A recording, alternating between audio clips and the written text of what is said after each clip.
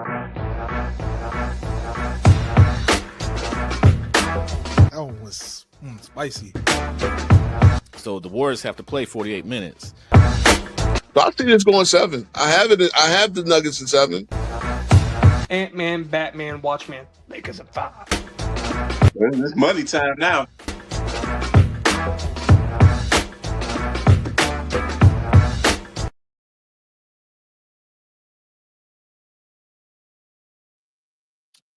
Yo, YouTube, what's going on, man? Apologies for the late start. Apologies to C-Dub, I know. Listen, man, C-Dub is the MVP of this channel, man. He's the MVP of this whole clique. I really salute him. But yeah, I was just over there on our brother's old ball. I know some of you guys that come to watch, y'all be watching all ball. So yeah, they one of the rare nights where they dropped the link and let us come in. But I had to, what's up? Shout out Joe. Shout out Lou. Yeah, man, this one of the Legacy series, I think this is going to be the best one, biggest one.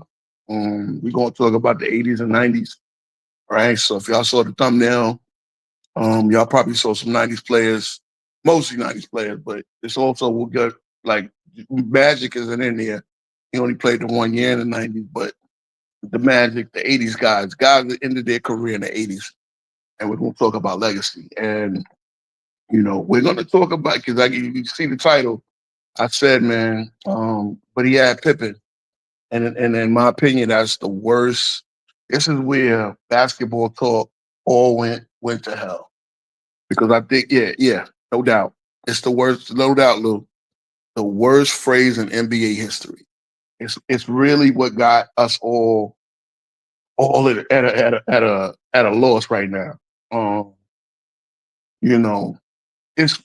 I've been having debates. I've been in a series of debates.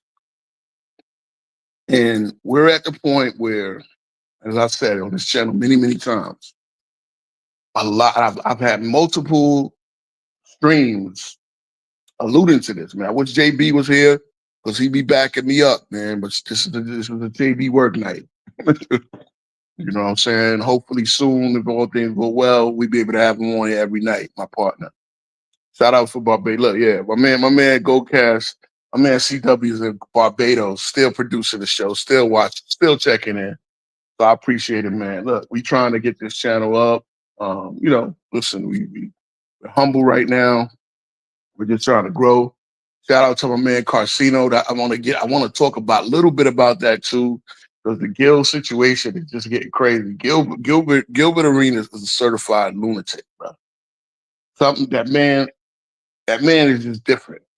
We all know he's different. He's an LA dude that's from the Valley, a black Cubano LA dude from but if you watch the live with him and Kwame, like really going at it, it's something that really happened between him and Kwame Brown and in that Wizards locker room. And it is what it is. I don't like to touch the shout out to my boy Zay. I don't like to touch too much of that TMZ stuff. I like to talk about the stuff on court.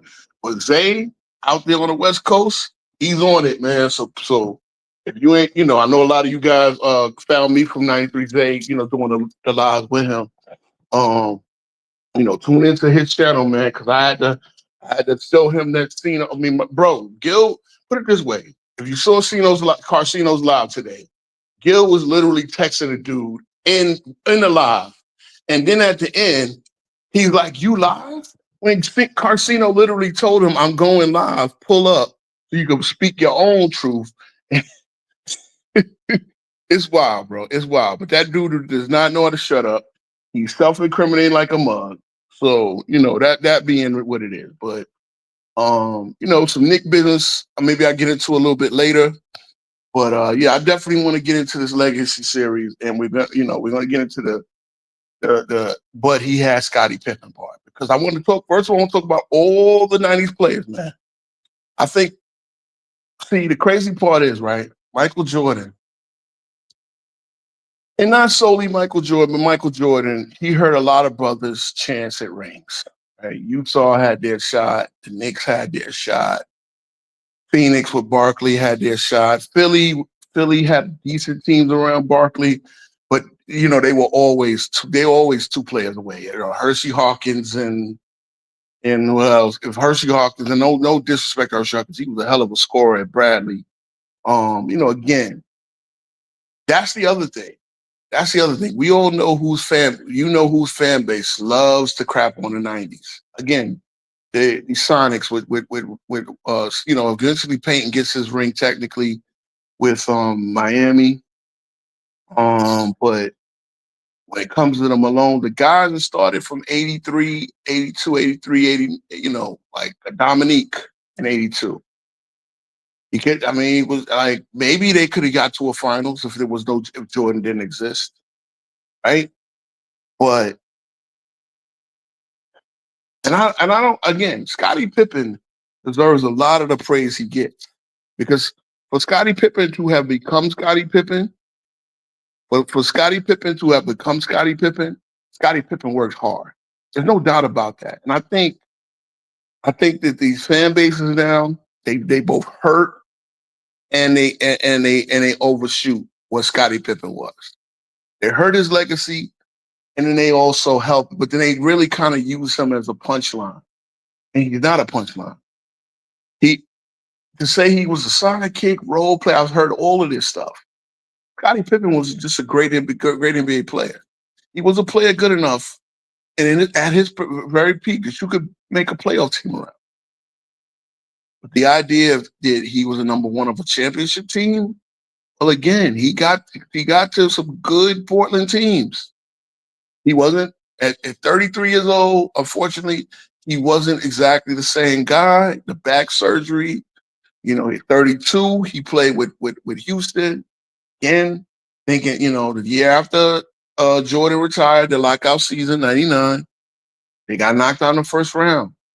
Pippen, again, and to be fair to Pippen, Barkley and Olajuwon had fell off a cliff. But again, if Pippen was that guy, even a diminished Olajuwon, because again, the Knicks had Ewing.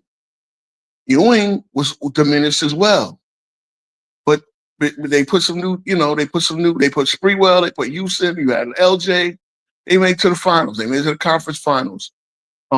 Back-to-back years after going to the finals. Hold on 1 second. Okay, so that's C-Dub. All right. But, and shout out to Wooders, the resident Bull fan here, man. I'm going to listen to I'm going to listen to a Bulls fan that wasn't a Michael Jordan fan, bro. That's what I'm going to do.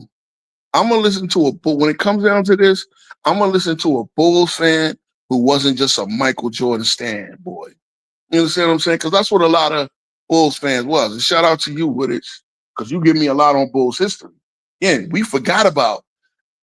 I heard this from somebody's live. They was talking about how the Bulls could have drafted Karl Malone. Oh, yeah, this was up on AOH.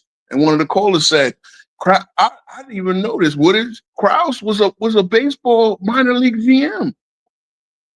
Because he had a relationship with Reinsdorf, who just bought the Bulls, wound up getting the GM job. See, think about this when y'all want to talk legacy, because this is not going to shout out. I mean, contrary to what y'all think, this is not going to be a Michael Jordan slurp fest either. I'm not. People think I'm a Zesty Jeffrey. They might think I'm a Zesty Jeffrey over on that other channel, FYF and all that. I'm a guy that likes the truth.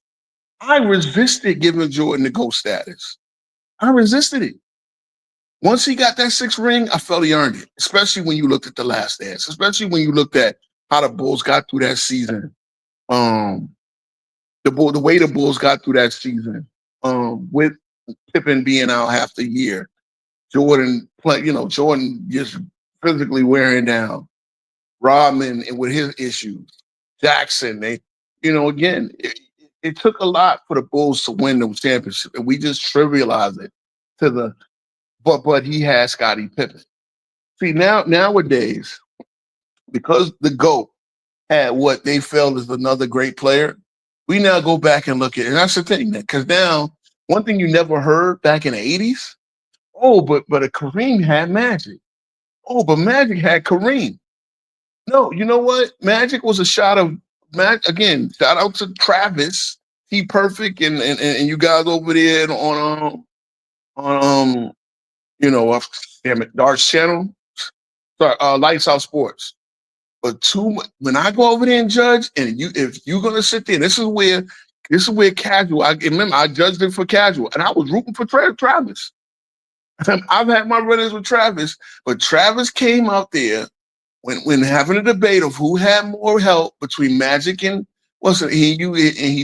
he used the fact that Magic was the fourth leading scorer on a couple of those championship teams as that was a bad thing. Here's how convoluted we are when looking at basketball now. Magic Johnson was the point guard. So if three guys outscored Magic, guess what? Magic did his job. He understood that, guess what? I can make these guys 20-point scorers and I don't have to score 20.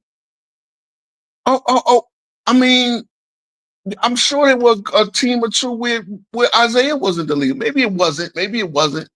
But Isaiah, if he was doing his job, he wasn't the leading scorer on the Pistons. They didn't need him to go get 25. Now, that would be nice when they needed him to get 25 and 30 and 40. They were nice like that, but Isaiah is the quarterback of the team. It's like having a quarterback. Put it this way. If a Magic had three guys that outscored him, that's like being a quarterback of a team. And you're a running quarterback a little bit, but you got three guys that catch 100 passes. See, people hate my cross sports analogies, but you got to kind of look at it a certain way because no one would ever criticize a quarterback for throwing for three different receivers to get 100 catches. Like two receivers, if Brady had both receivers, Welker and what's the name, and then the tight end, or even we had Welker and Aaron Hernandez, I know, and Gronkowski, they all got 100 catches. That would be Brady doing his job, right? So why in basketball would anybody dare, when Magic was the point guard of the Lakers, use that as a negative, that he was the third or fourth scorer? That's the point guard doing his job. Now, when you compare it to Larry Bird, who was not the point guard, who played small forward, even though he had playmaking ability, Larry Bird always had a point guard. Larry Bird did not have to play point guard with the Lakers. With the Celtics. So they were almost equal players in one, but one played the small forward position, the other one played the point guard position. And this is what we do now. We don't really look, I really want y'all to feel me on this, man. We don't look at teams the way they're supposed to be looked at. We look at it as, oh, but this guy had this guy, therefore this guy can't be as great as he was. No, I look at teams as when you get a championship team, what do? This is let's keep it real. This is the problem. This is why you have all the team hopping. And I swear to God, right now as I'm speaking, I wish JB was here because he'd be amening me, man. For real, man.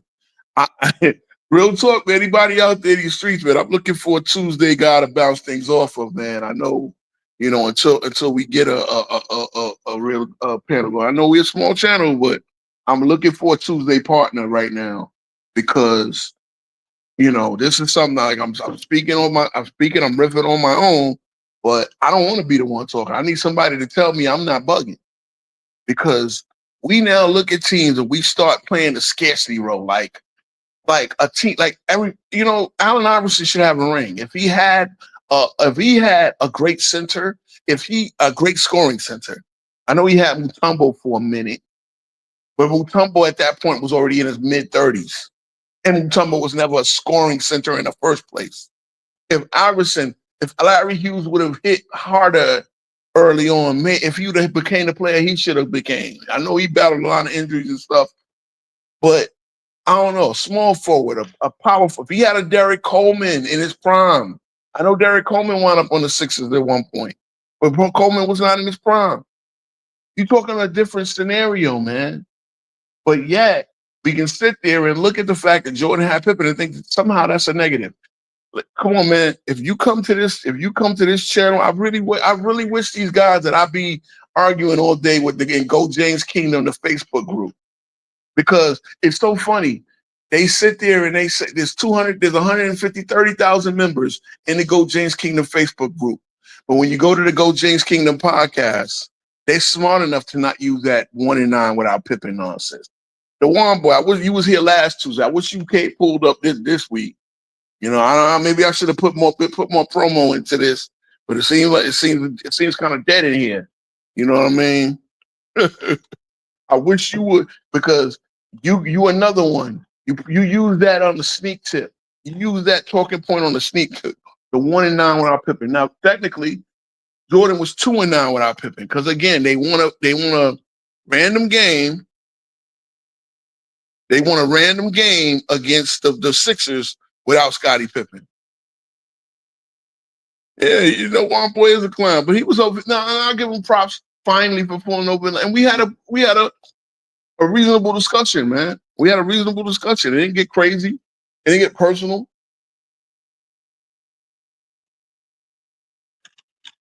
I mean, you know, but a lot of them guys are clowns because they'll make them arguments. They make them bad arguments, bad faith arguments, and then act like they don't. You know what they do over there at FYF. You know what their purpose is. Their purpose is to bring down Jordan. Here's my thing, and I'll say this as not a Jordan fan, as not a Zessie Jeffrey, as not whatever a George sexual, whatever thing y'all want to talk about, because I rooted against Michael Jordan. I wanted everybody to win but the Bulls. I damn sure on my Knicks to beat them. I wanted to be the team that knocked them off the purse. They never got knocked off the purse. Jordan bowed out twice. You want to tell me Orlando did it? Come on. We all know that wasn't the same team. But at the end of the day, the 1-9 without Pippen, it's just, again, you can't give Pippen his credit. Pippen worked hard to become the all-time great that he did, man. Just Blaze, salute back to you, man. You know, Pippen worked hard to, you know, yeah. Johnny be lying. I know. I had this exposure back what was the weekend of Juneteenth, right? The day before Juneteenth. I had him on June 18th, I believe. You know, we had a good conversation. It was see, one boy came up here. Lamont comes up here. I give him respect. I let him cook. But then now I got you. And again, Lamont, if you in the chat, you watching, I hope you pull up here, because you know I got the best of you in the comments the other day. You tried to use my Westbrook point, and I played chess with you, bro. I played chess with you. I set a precedent. When I put Westbrook's 2022 stats up against Pippen's 93 stats, that was a chess move. I'm his punching bag, but I play chess. And the problem is when I go up there, I get 5 seconds of speed. I give you 10. I give you 5 minutes. Uninterrupted. I had to tell my boy JB to let you cook a few times. But the next time you come up here, you're gonna get cooked. And I know it's gonna be in front of 10 people instead of your 2,000 with 1,500 of them being bots. You know what I'm saying? But yeah, man. Same thing with one boy, man. You're gonna come up here, you're gonna defend some of your things. Because what we were talking about last week, we were talking about the current players and their legacies. And I asked you a simple question. I never really got an answer. If KD gets knocked out in the first round, does this hurt his legacy? Right? Yeah. Take it, bro. You remember C-Dub, you remember when the first Drake versus Pusha beef? Push hit him with a warning shot with infrared. But when you look at it, infrared didn't go hard. It just set him up. He said, how can you ever right these wrong when you don't even write? He never even mentioned Drake by name, but we all know who he was talking about. But the next time he came out, he hit him with the Adonis. The Saria Adinon. Knockout blow. Drake took his ball and went home. Come on, man. Phenom Nick, salute. Yeah, as a new subscriber, Phenom Nick. He saw my optimistic Nick fan. I'm gonna try to do more shit. I almost should do a Nick channel, bro, but I'm just manage this one for now. But yeah, if you saw it go cast, I caught him because that's my debate style. I use people logic against them. If you're gonna sit there, and I know Lamont ain't a numbers guy, I get it, but you do perpetuate a lot of number-based argument. You the one did a live on how SGA was as good as MJ. Lamont did a live on how FCA this season was as good as any, had a better season than any individual MJ season, which don't really plan out. But he tried. It's funny because he said offensive player when there was a couple of years where MJ averaged more assists than FCA, and MJ's not the point guard. But okay, it was cool for content. But you say you're not a numbers guy or you're not a totals guy.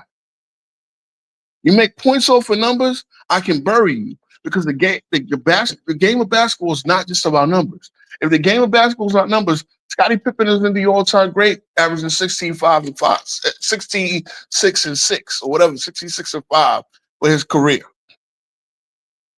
If the game is about numbers, see, that's the thing, it's about beyond numbers. It's about beyond numbers. So, when it comes down.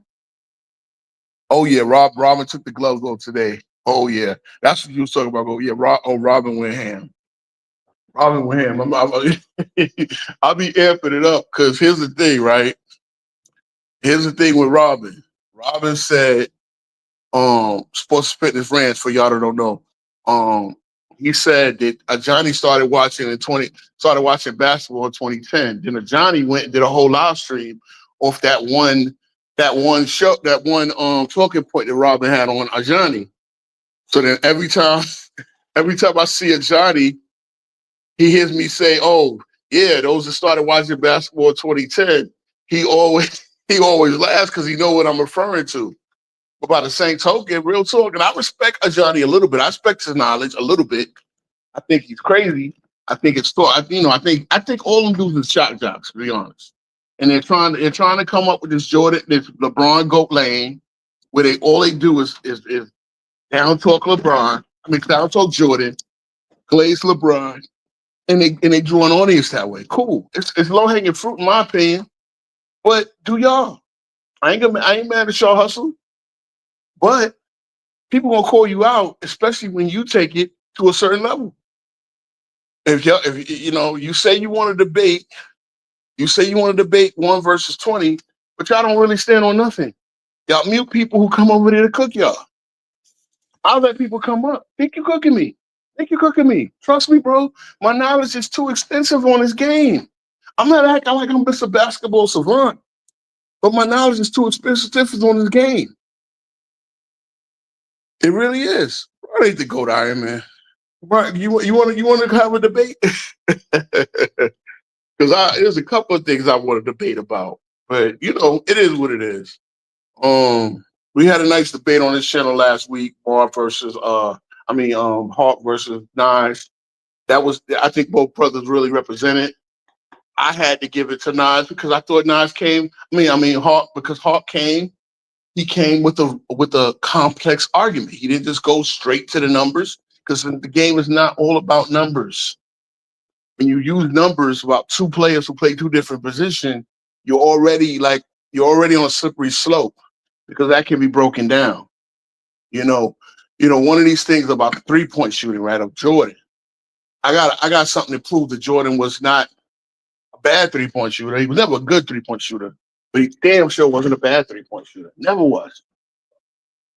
Never was. Never was.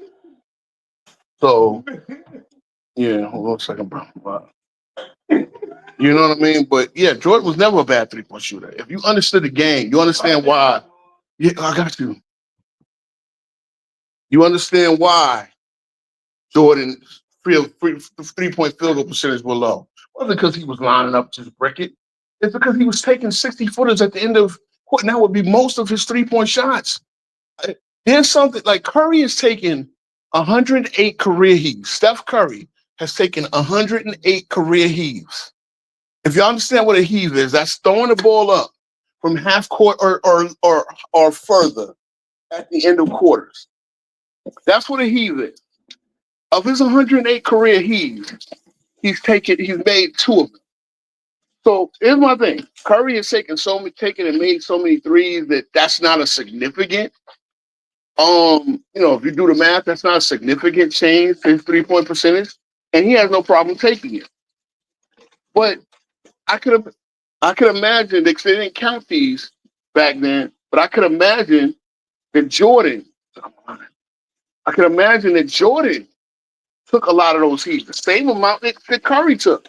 And guess what? That's why he was shooting 14%, because most of them were half court shots. Those half court shots count as 3-point attempts. He was never a bad 3-point shooter. He never was. He could always shoot the rock. Now, you want to talk about the 3-point contest? At least he competed in it. That wasn't his thing. That was never his thing. So, no.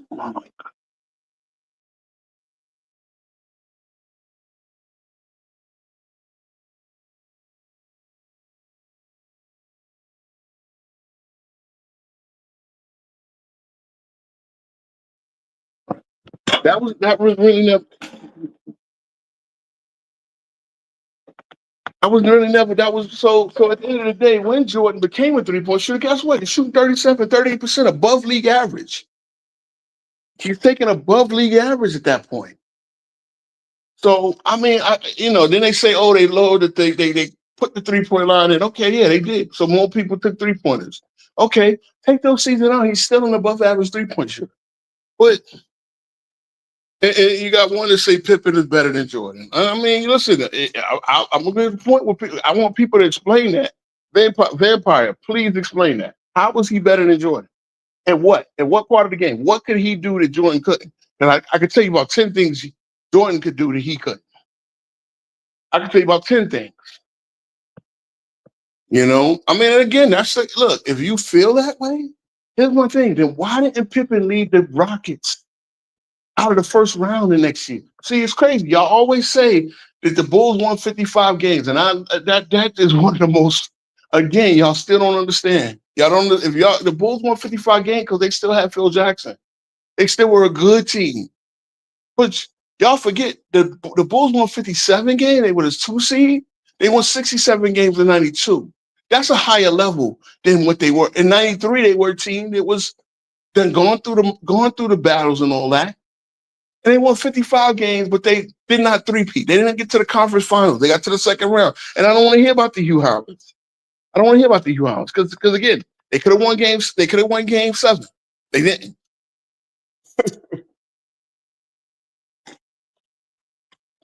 Except Pippen couldn't sell shoes better than Jordan. I mean, the Scotties did well. People said Scotties did well, but yeah, they did need Air Jordan to get the numbers that they were getting.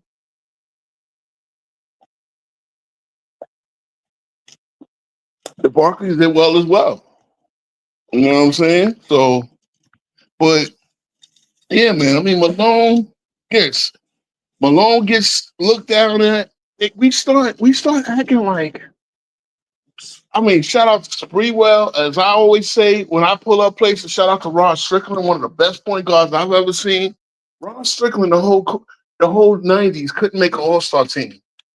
But in the 2010s, Kyle Korver makes an All-Star team.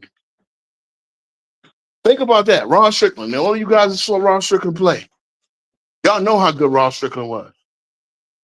You mean to tell me that the 90s was so bad that Ron Strickland couldn't make an All-Star team, but a guy like Kyle Korver could in this supposedly hyper-competitive era? Come on, man. Come on. So, I challenge people to have better basketball takes, better talking points. You know what I'm saying? Overall, I challenge people because, y'all, we've gotten it so crazy, but that's what it is. When I say it's the worst phrase in basketball history, I mean it. I mean it. I really do mean it, man. Bro, G24, yo. Again, they like Kyrie. Okay, Strickland probably would have needed to develop a 3-point shot to be what Kyrie was. Think of a shiftier Kyrie. Ron Strickland, but Kyle Korver, Paul Millsap. Paul Millsap to me was a Clarence Weatherspoon. maybe with 1 inch. That's what he was, Paul Millsap. He made I'm sorry, he made all-star teams. I'm not really trying to shit on these guys. But you talk about guys that couldn't sniff an all-star team. Like, even Hardaway only made 4. Tim Hardaway, Hall of Famer, only made 4 all-star teams. Yes, and that's what it is. The point guard position was loaded. Now, and shout out to Gil Arenas, when I look at him, Kevin Jones, come on, man. Come on. Let's cook. Saying Curry, I'm gonna give Curry his all-time respect because he did it in this era. Curry would have been regular weed in the 90s, bro. Curry would have been regular because guess what? He would have had the freedom to shoot so many threes because the game was not an outside-inside game. Now, anything with Tyler Hero. Yeah, Tyler Hero. To me, he's Rex Chapman. Let's keep it real. I know they both went to Kentucky. To me, he's Rex Chapman. And I know Rex Chapman cooked Jordan for 38 that one time. Cool. You want to look at what Jordan did to Rex Chapman every other time he saw him? It's funny. It's like Gilbert Arenas. I put 60 on Kobe. Like Kobe was really paying attention to you like that. Yeah, Nick Van Exel only made 1. I mean, Kobe, you can go look at these guys and man, these guys were great. And I mean, so let's keep it real. Nash was getting cooked. Nash was a backup point guard in the 90s. He was drafted in 96. Nobody looked at Nash as a starting. Let me go look at Nash's stats real quick early on. Just so I'm not misremembering anything. Because I remember like Nash was just a guy, okay, good point guard, good point guard, but he probably could start and be a decent starter one day, but nobody looked at Nash as a Hall of Famer when they drafted him. First 2 years, he didn't start at all. He averaged 3 points in his rookie year. Nash didn't average double digits in 2001. He played 4 seasons in the 90s. He played 4 seasons in the 90s, fellas. Nash played 4 seasons in the 90s. He did not. I remember this too. And this is not, again, I'm not trying to shit on Pippen. But yeah, for Pippen to have the lockdown defense that y'all think he had, he got cooked by Jamal Mashburn in Jamal Mashburn's sophomore year, second year in the league. This is Jordan is not there. This is where Pippen is alone. This is actually 93, 94. That year that they won the 55 games, Jamal Mashburn dropped 52. You know what I'm saying? Like, a lot of these LeBron fans were not around in the 90s. So the 90s is my era. That's when I first started watching in the late 80s. I'm watching all throughout the 90s. I know. J.R. Ryder was a beast. Physically, he was. He just didn't become an all-around player. Chapman cooked Pippen, yeah. Bullock cooked Pippen. Dale Ellis cooked Pippen. Pippen, and no diss, but Pippen it's true. Pippen took the hard matchup a lot of time, but a lot of these guys cooked them. Pippen was not that type of defender to lock you down. He wasn't. He wasn't that. He was a guy that could bother you in the passing lane. He was a guy that made it a little harder for ball handlers to bring it up. He was a guy that caused turnovers. That was what the Bulls overall was a great defensive unit. It wasn't one guy just taking everybody out of the game. No, it wasn't like that. The Bulls played defense as a team. That's why when Jordan retired and Pete Myers took his place in the starting lineup, there wasn't that much of a drop-off. Pete Myers was a strictly defensive player, but it wasn't an offensive drop-off. And the Bull, yeah, that's arguable at best because I don't remember Jordan getting cooked regularly by certain guys. I don't remember Chris Mullin cooking Jordan. Don't. So they were different. They were different defenders. Pippen was a different defender. Pippen's extra arm length and that stuff helped. Neither one of them were good at guarding the quick guards. Ross Strickland cooked the both of them. Tim Hardaway could cook the both of them. That was the Bulls' Achilles heel. Get a quick guard, and you could cook. JB's there, man. Let me drop the link, man. You can get it from the chat. Normally, if I knew JB had a little time, I'd have gave him the link, man. But I'm trying to cook on this one, man. This is an important one. It's an important one, but I've got the link in because I done ripped for 34 minutes, so and I ain't trying to be in all night. So, but I do want to get this. Hold on, the link is in the chat. If you watching C-Dub, you know you could put the link in the chat as well. Grant Hill, stay cooking Pippen. Let's keep it around. I'm not trying to shit on Scottie Pippen, guys. Hey, Stockton deserves some love too. Obviously, Stockton, when you look at him, one of the statistical GOATs, he has 2 all-time records of 2 important stats, steals and assists, and he has them so far. He's so far ahead of everybody else that they probably will never. They probably will never catch him. So the link is in the chat on both streams. Anybody want to pull up? Anybody want to pull up and say something, man? Y'all more than welcome. You understand what I'm saying? JB probably on break watching him, probably watching in his headphones, man. But listening to because there's nothing visual here. This is a radio show. Trying to get more interactive. Trying to say more videos and stuff like that. We'll be working on that soon, man. And have more visuals to prove some of the things I'm talking about. But right now, we just a topical listening podcast for now. I'm gonna try to get some debates going on up here, man. Stuff like that. But yes. I mean, again, yeah, a lot of people really misremembered what Scottie Pippen did, man. Yeah.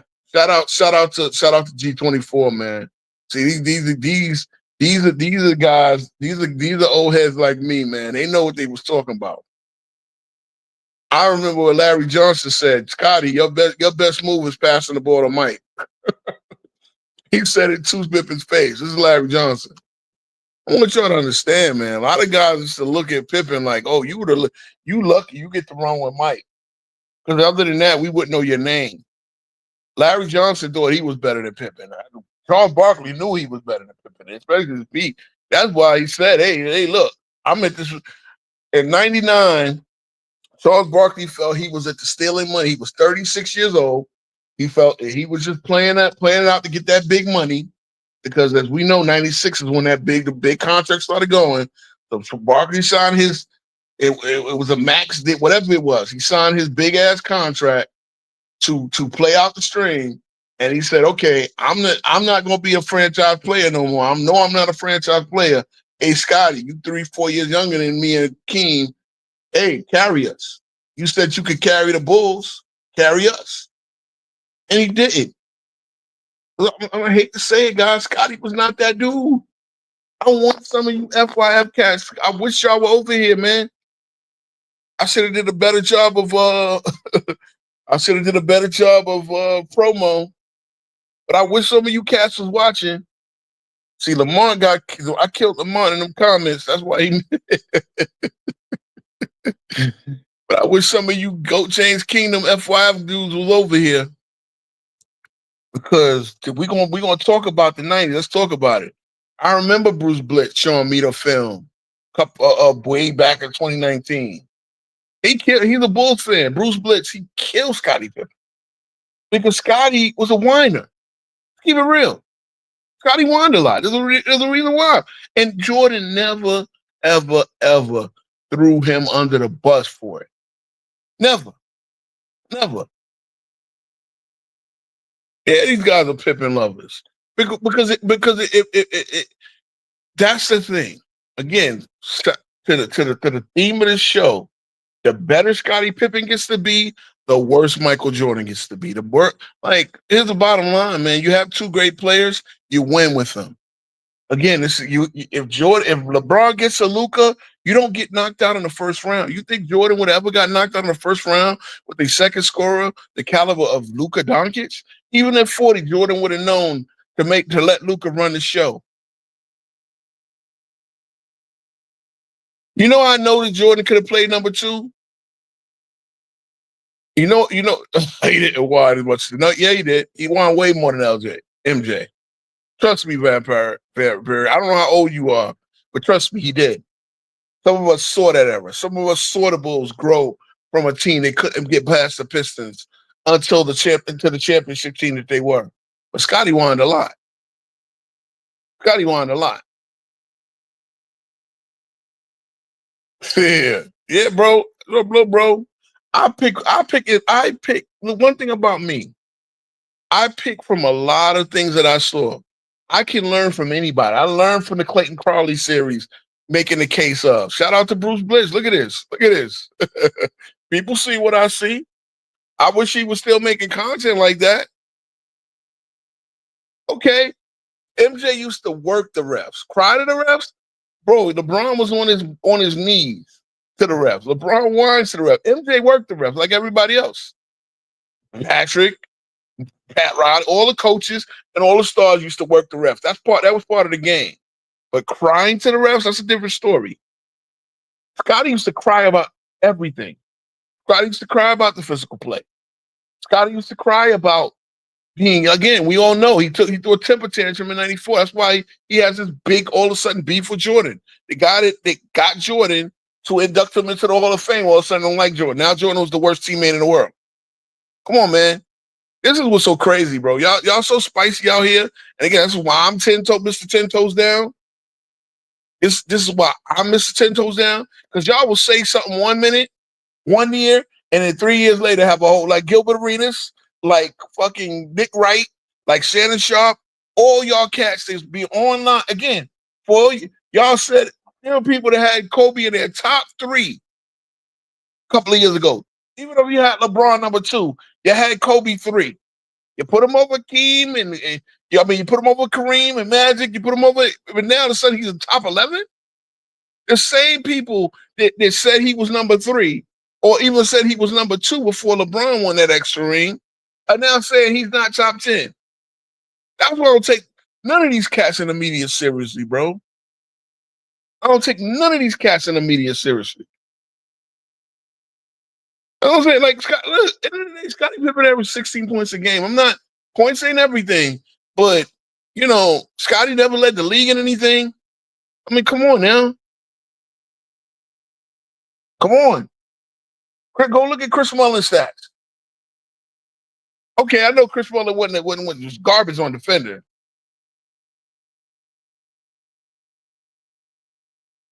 Vampiric, again, man, the link is in the chat. I would love to hear that in person, bro. I really would love to hear that. I really would love to hear Rasheed Wallace. Rasheed Wallace was compromised too. I don't know where Rasheed getting this nonsense from either. Because Rasheed, let's keep it real.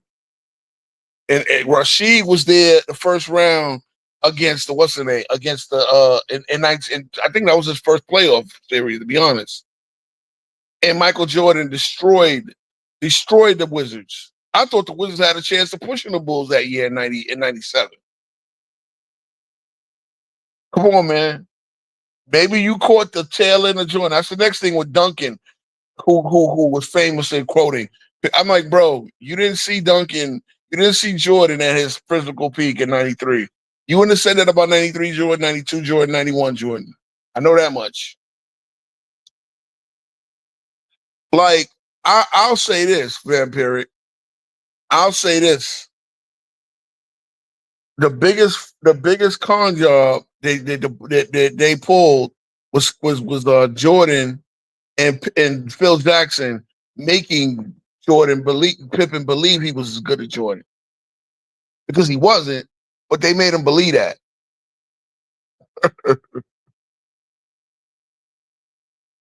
The throwing chairs, okay. That's leadership. See, I'd rather have a guy like MJ throw chairs around the practice facility than have a LeBron James smile in my face and then get me traded. I'd rather that.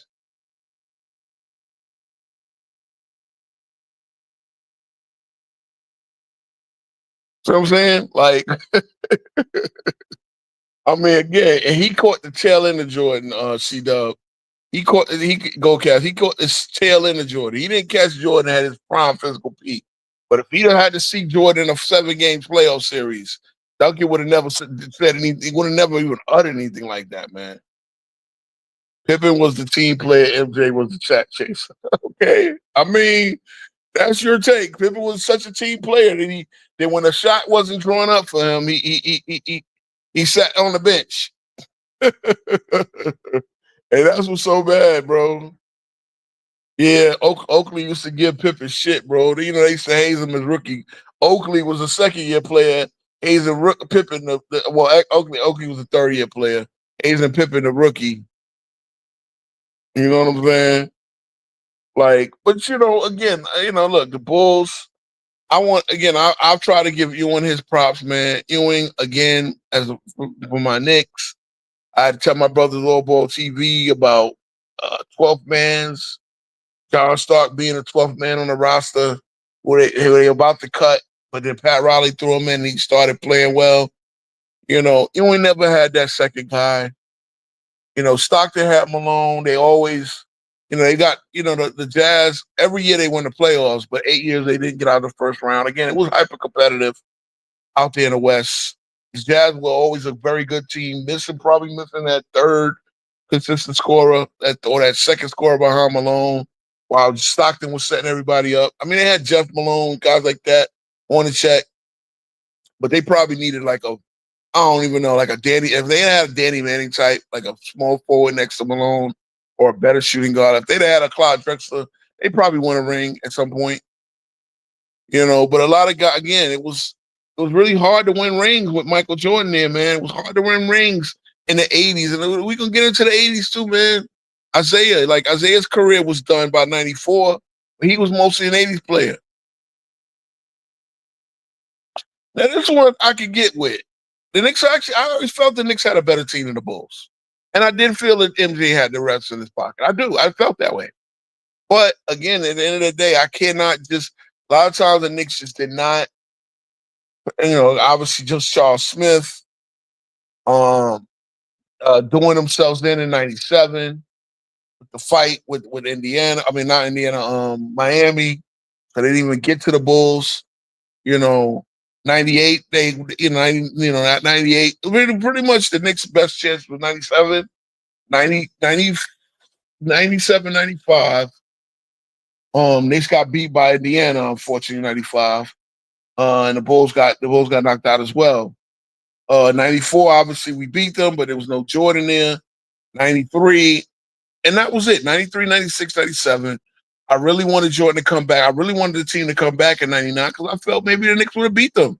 Even as the 8th seed, I thought the Knicks would have beat them. When we got Spree, oh boy. You got a team that's a little long in the tooth now with the Bulls. As they were the oldest team to win a championship. Yeah, Knicks had a lot of shots, man. But we just never, and that's why I'm really excited about this year because I think we're gonna have a really good shot. But that's for another. We talking about the 90s. The bad boys, man. Listen, that's another one. Bill Laimbeer. I'll tell you something, man. Bill Laimbeer was an intimidator. He wasn't that. He was more skilled than you give him credit for. He was a taller, more skilled, less facilitating Draymond Green. Everything that Draymond Green does for the Warriors, I'll tell you, Bill Laimbeer did for the Pistons. He didn't have to facilitate because that was mainly Dumars and Isaiah's job, but hit a knockdown three, rebound, lay the pipe, lay the wood on players, lay guys out, and physically intimidate. That was Bill Laimbeer. Could play the 4 or the 5. They had a lot of interchangeable part. They had a very long front line. Pistons were a problem. The Bird Demon, that was their way. As we know, the Pistons became physical, not only to deal with Jordan, but to deal with Bird in the Celtics.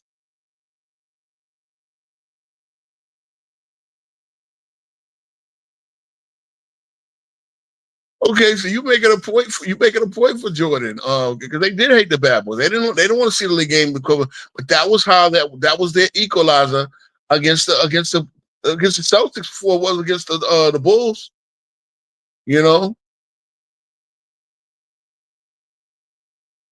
That was definitely, man. That was definitely. I'm gonna put the link in the chat again. You might want to pull out. I know sometimes guys is, but anybody wanna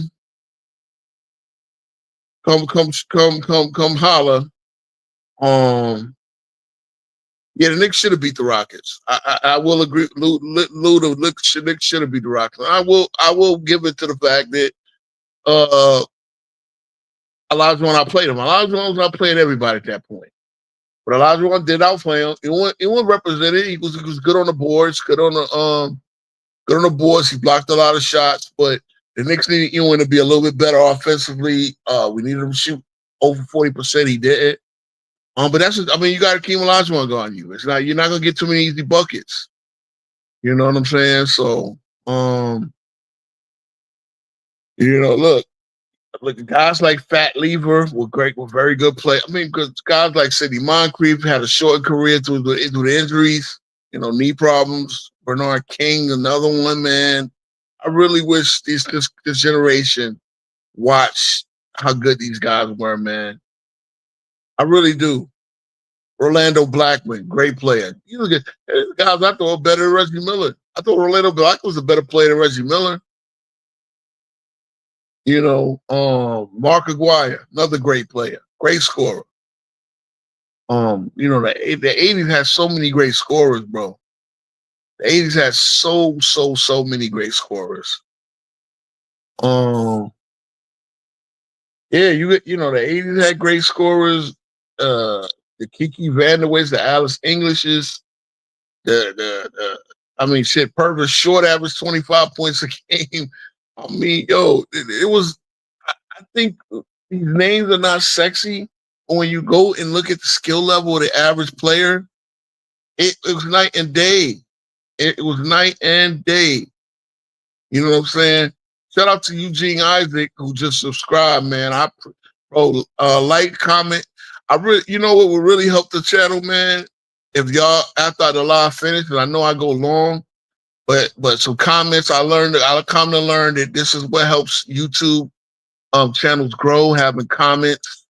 I try to have, look, and again, props all the live comments, but it's funny, and I hope YouTube, for all the comments in the chat, I hope that YouTube takes that into account, but they, the like, the comments, and subscriptions is where YouTube starts pushing content into the algorithm. Yeah, man, I'm not trying to become a super channel. I'm just trying to become a really good, consistent talking channel, man. And shout out to my boy again. Shout out to GoCast. I always be pushing them guys to do their thing. But I just try to have a consistent show over here Tuesdays, and I really just have to try to talk about interesting stuff, man. It is really hard speaking alone. That's why, like I said, man. And yeah, that's the thing too. We don't appreciate role players in any era, man. Hey, what is, bro? You a fixer over here, man. You really my facts guy, bro. I done took facts that you done told me, especially the one against Shaq.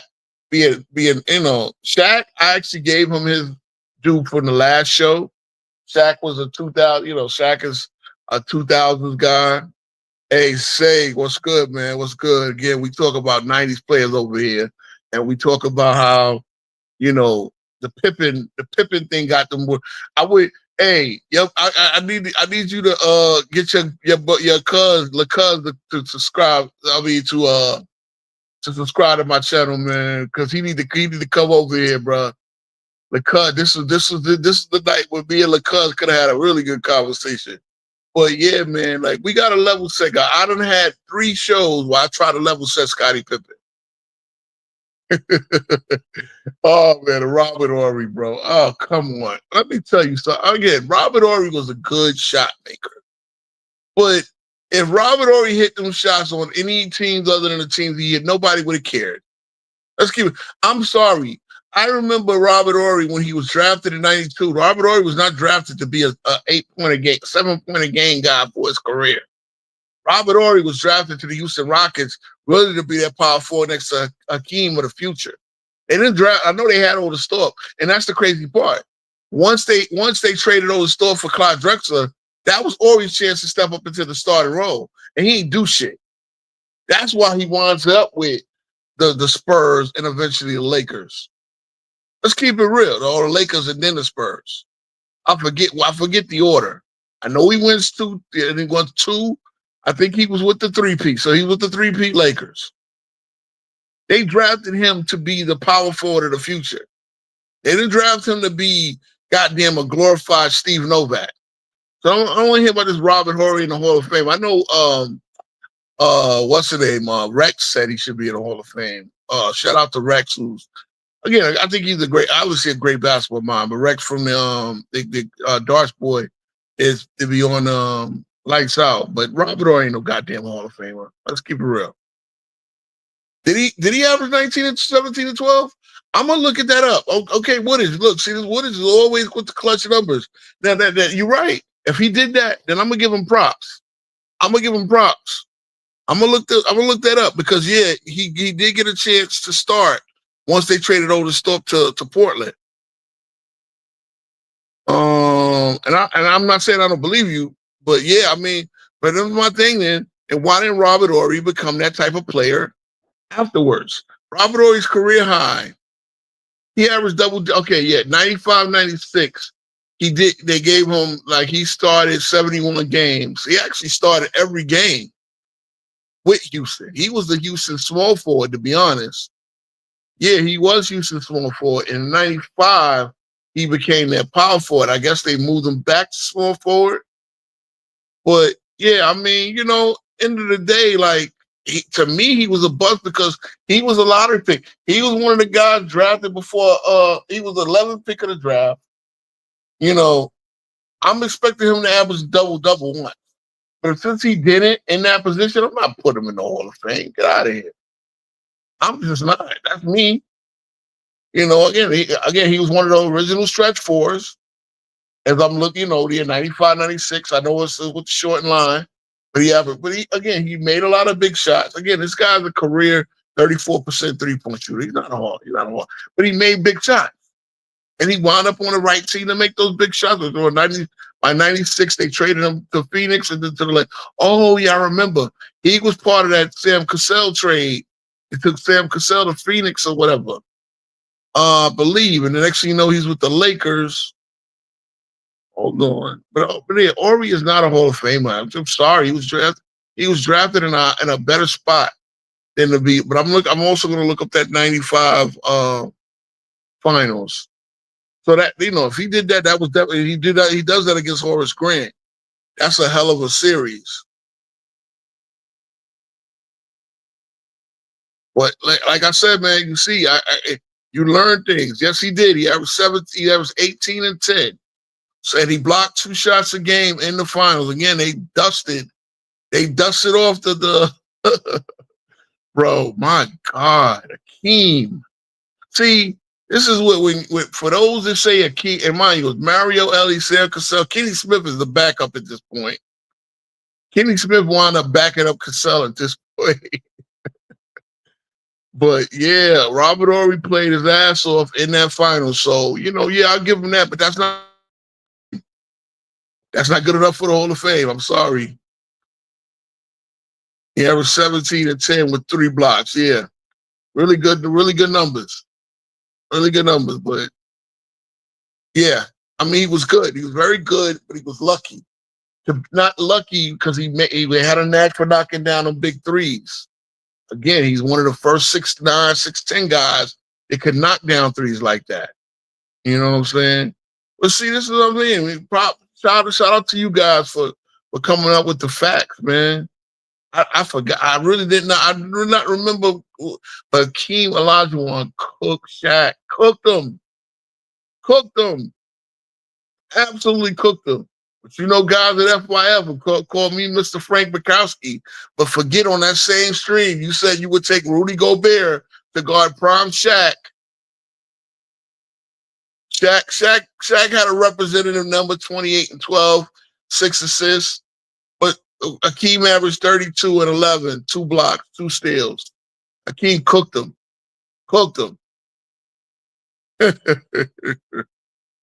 Oh yeah, King Cook, Big Shaq, limited him, limited his effectiveness.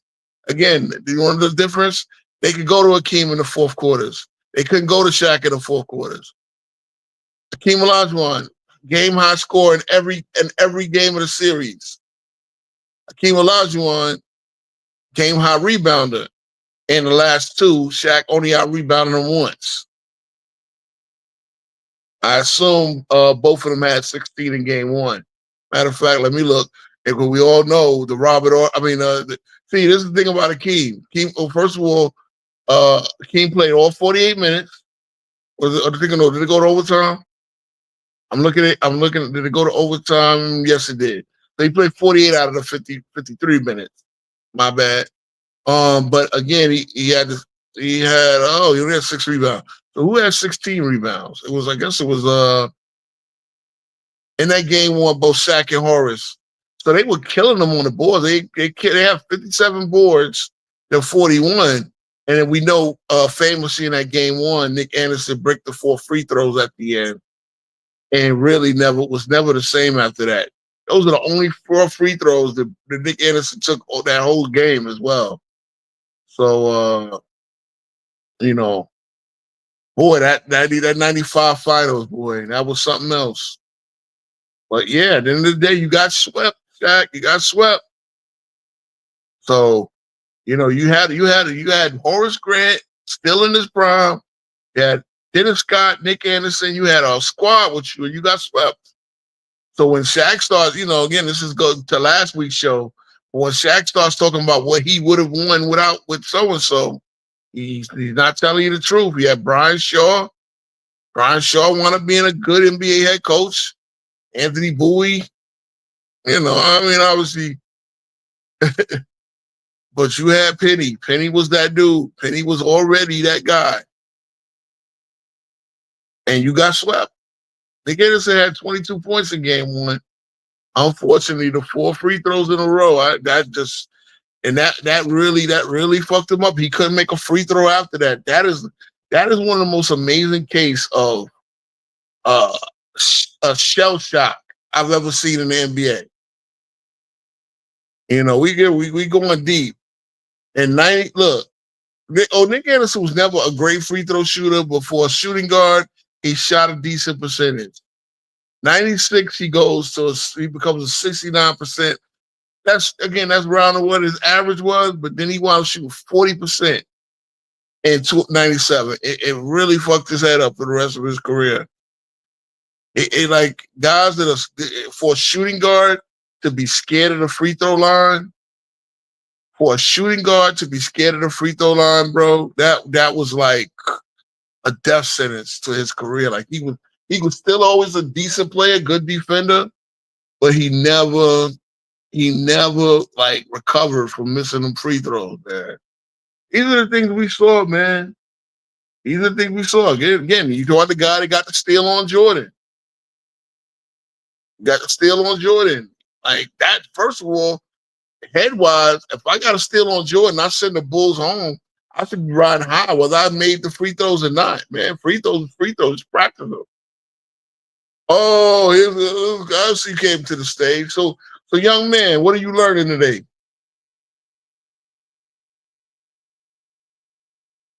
Hello? I don't know if you muted.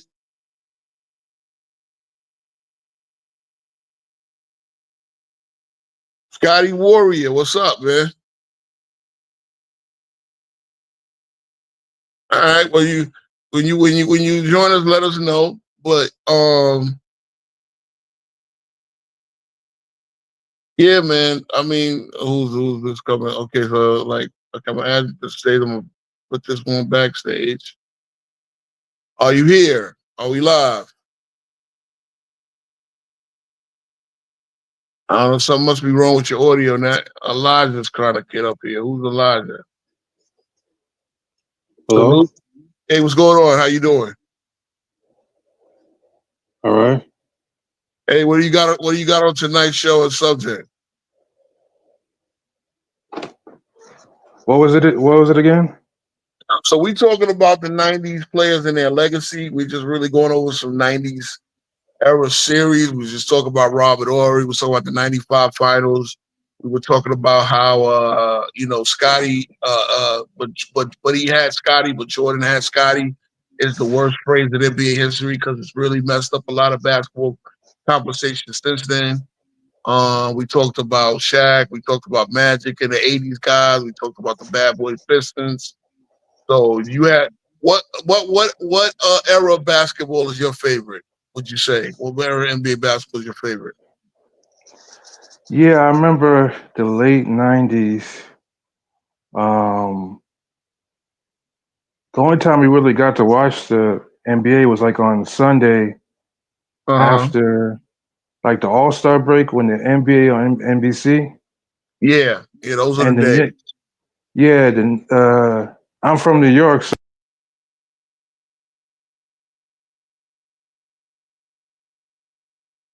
Is that me or you? Can y'all hear me in the chat?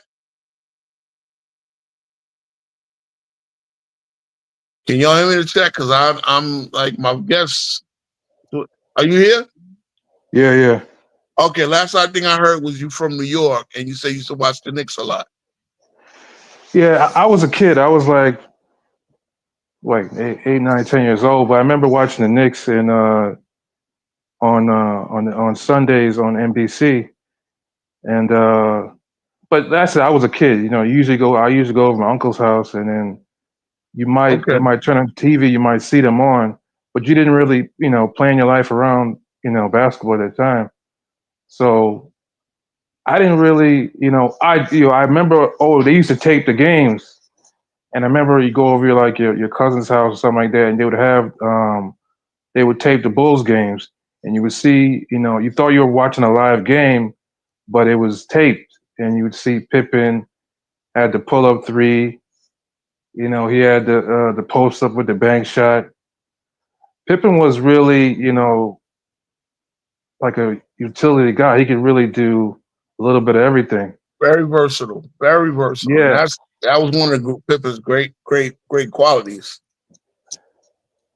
yeah. So, and even some highlights. I back then you didn't. I'm from New York. I didn't watch every Bulls game, but you look. So they have some highlights on YouTube. You see Pippen. Wow, Pippen was a great defensive player for that era, and he really could, cover a lot of positions. And nowadays, he's like an avatar for, And that's you the know, problem. Yeah, no, for, for real, for Elijah, that's the problem. Because they yeah, use him as an avatar and they don't appreciate what he brought to a team. And now this is what I'm saying. The fact that Jordan, it's like those guys work hard to become great players together. Remember, Jordan's only 3 years older than Pippen, 3 or 4. Actually, might be 2 years older than Pippen. Pippen was born in '65, Mike was born in '63. So it's not like they're like a whole generation apart. And both of them worked hard to become great players, and they worked hard to lead the Bulls into a championship team. And now he's an avatar as, oh, he was the sidekick to Michael. No, the reality is those were the two leaders of the team. Obviously, it was Mike's team. Pippen was second in line when it comes to the offensive load. Both of them were linchpins in the defense. Pippen was not guarding everybody by himself. The Bulls were 5-on-5 unit. They were also 5-on-5 unit offensively. So when we do this, but the Bulls they won 55 games when Michael retired. Well, okay, that's because the Bulls were still a great team. They were still 5 great players with Phil Jackson as the coach. And see, I'm like 11. I'm probably about a decade older than you. So when you remember the late '90s as a child, I'm a teenager going into my 20s. And Pippen, again, I mean the Bulls and the Knicks and everything else. I mean, yeah, like NBC used to promote that rivalry because they promoted their teams. Now ESPN, they think about promoting the star, so they don't get people to really appreciate how good these teams are. I put it this way: Christmas Day, ESPN has the package, right, with TNT. Neither channel thought to throw, hey, we need to get the Cavaliers and the OKC Thunder on today, because those are the two best teams in the league at the current time. As we see, OKC wound up winning the championship. You know, by the time the finals get here, now nobody knows who's on OKC. They expected the Lakers to beat OKC. But you didn't promote teams. This is why nobody knew who Jalen. I didn't know who Jalen. I didn't know which. I know because OKC has 2 Jalen Williams. I didn't know which Jalen Williams was the second leading scorer on the team. To be honest, and this is me not being a casual. Why? Because they're not putting them on national TV the way they need to be. Jalen Williams only been in the league 3 years. Now he's got the contract extension. He's still on his rookie salary for next year. Then after that, he gets the big money. OKC's in a good position.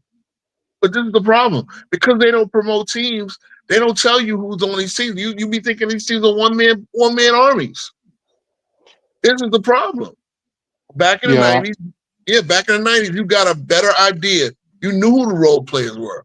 That's why I say, like, people make debates. You want to debate about team, and all you tell me is about the stars. I know about the stars.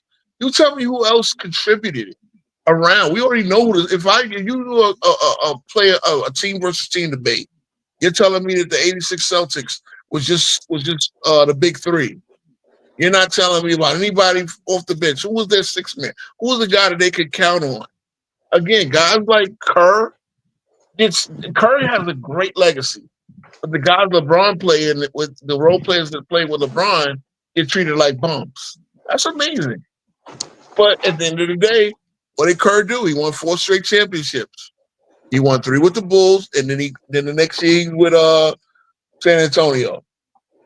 After that, his playing career was pretty much, I don't know how long Kerr played for, because I know he wasn't on the 2003 Spurs. So I think he probably retires in 02, 03. But Kerr was on 4 championship teams. He played a nice role. But people act like Kerr was a guy that you could count on for 15 points. No, he was not that guy.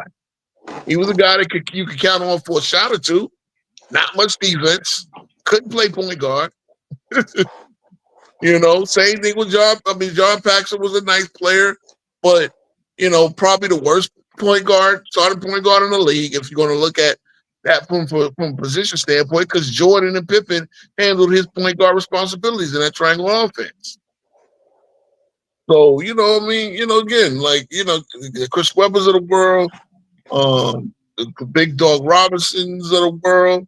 There's a lot of guys in the 90s. And I think what happens is there's so much of this narrative to make the 90s out to be less than what the 90s was must-see TV. The ratings of the 90s, if you're telling me that the 90s was such bad basketball, why were the ratings so much higher? Don't tell me about streaming, because the NFL does great with streaming as well. You can stream the NFL, and the NFL ratings still do great. Well, you can watch. Yeah. I think basketball is so different today. I remember like 10 years ago, I went back and watched Hakeem play the Knicks in the finals. I just watched it because I liked watching Hakeem in the post, and he was really unpredictable, and it was like fun to watch just him. The Knicks defend him, and it was like, wow. And I remember the OJ thing happened during that. I remember that. How old were you during the '94 finals? No, I went to go back watch it on YouTube. Oh, okay. Yeah, I didn't watch it. So you didn't watch it a lot. You was like probably like 3 or 4 years old back then, right? Yeah. So, I think kids nowadays, if they go back to watch it, the game is so different now that they wouldn't. It's like guys, they were playing inside the 3-point line. They weren't really playing for those type of shots. Yeah, it was an inside out. You would get 3-pointers off of drawing double teams from the big man. You would get 3-pointers off of offensive rebounds, stuff like that. I remember Ray Allen saying, Ray Allen. Now we all know, right? Whose record? I think he took it from Ray Allen. Reggie took it from Ray Allen. Took the 3-point shot, 3-point made from Reggie, and then I think Curry took it from Ray Allen. Let me make sure, because I don't want to just say things that I know. Ray Allen. Either way, Ray Allen is one of the greatest. Yeah, Ray Allen took it from Reggie. Yeah. Ray Allen took it from Reggie, and Steph took it from. But one of the greatest 3-point shooters of all time. And shout out to FYF, because he played he played the clip. He said, "I was never a guy who took my first 3-point shot My first shot in the game was never a 3-pointer. And like I never came out to get hot from 3. I came out to get hot from 2, and I would work my way out. And most of my threes made came from offensive rebounds. You know, and this is one of the greatest shooters of all time. I technical as a technical shooter, Ray Allen is the best technical shooter of all time. Yeah, he made 2,973 threes at a 40% clip for his career. Ray Allen. Telling you, I never took threes. I never took threes just to take threes. Yeah, man. Dale Ellis, Reggie, you got Allen Houston in there. Glenn Rice was such a great shooter. Glenn Rice was a gunner. Yeah, a great shooter and a great scorer, man. Shout out to you, Sarasota. Yeah, man, we over here cooking on basketball, man. That's what we do. I don't got no gimmicks. I ain't trying to, I was over here to tell the truth because I think we need more of this, man. We need more truth telling in the basketball speaking community, man. So, what about the '97 Knicks? I think they before the suspension, you think they could have Let me gave tell the you Bulls a something, bro. run? Okay, so this is my senior year of high school. Every single lunch table conversation, every single basketball court conversation was what the Knicks were about to do to the Bulls. And I felt that the Knicks were going to smack the Bulls. I thought the Knicks were going to win that series in 6. Unfortunately, it was a series that never happened because Charlie Ward decides to box out P.J. Brown, and P.J. Brown took acceptance, thought he got low bridge, and threw Charlie Ward. Now, when I say Charlie Brown, I'll say Charlie Ward. Charlie Ward. Through Charlie, because I had a friend named Charlie. If I'm thinking about these lunch table conversations, I had a friend named Charles Brown. But Charlie Ward wound up getting thrown into the stands. And the Knicks I felt unjustly suspended. I felt that Ewing should not have gotten suspended, but he technically left the bench area. And unfortunately, the Knicks got done in by the Greg Anthony rule, which with Greg Anthony and the Knicks and with the Knicks came off his street clothes and jumped into a brawl with Kevin Johnson. He yoked Kevin Johnson up. So they decided to put the rule in anybody that leaves the bench area during an altercation gets suspended automatically for one game. The problem is I did not like them enforcing that rule in the playoffs. I felt that was unfair. Plus the players had no appeals process and the Knicks just got done in by that rule. You know what I'm saying? So I did feel that was our best. I felt that was our overall best chance to beat Jordan. And I felt we would have beat Jordan. Again, I did a show about hypotheticals. You can't live with hypotheticals. At the end of the day, the Knicks fucked themselves up with that brawl. And, but Switch Life, what's up, man? Hey, what's good with you, bro? I heard you talking about the technical shooter shit. Is that a spicy take or is that the truth? Hold on. Excuse me real quick. Hold on, bro. Yeah, no problem. You all right? Oh yeah, I'm back. Yeah. I heard you say Ray Allen is the best technical shooter. I would probably say him or Klay Thompson. That's the best. Yeah, I Either mean, one. you definitely got one. You definitely got two. Like Ray, I just think Ray Allen has the perfect shooting form. Like he has that. Again, I don't know. I'm not a shooter. I mean, I really wish I could shoot like that. I That's can't. my specialty. That's why I said Ray or Okay. Klay. I'm not really mad at you saying Ray Allen at all. I remember that, and this is one thing ESPN does do well. Sometimes they do these little technical segments, and they were showing how Ray Allen has that perfect arm angle when he pulls up. But yeah, man, I mean, you could get some of these guys in the gym. I wish you could get all the greatest shooters in the gym. I really wish they could have did a 3-point contest, but Ray Allen's career was pretty much Let me ask you over. this though. I Go think ahead. Kevin Durant is. I mean, when it comes to just making shots, Kevin Durant can make shots from anywhere on the court. That's true. So like when it just comes to shooting, man, it's like he really like the best natural shooter to me, Hard. kind of, because He's got a hard shot to bother. I'll tell you that's that what I'm much. saying, bro. And he can shoot from anywhere on the court, mid-range three, long three, close shot, baseline. You know what I'm saying? Left shoulder, right shoulder. Mm-hmm. Kobe like that too, in a way. Yeah, I would say this. Kobe is the best shot maker of all time, and Yeah, Kobe's the best. He's the best shot creator and shot maker. Yeah, best yeah. shot creator. When it's funny when people say this, because again, the debate that we had on this channel, not this channel, but not my show.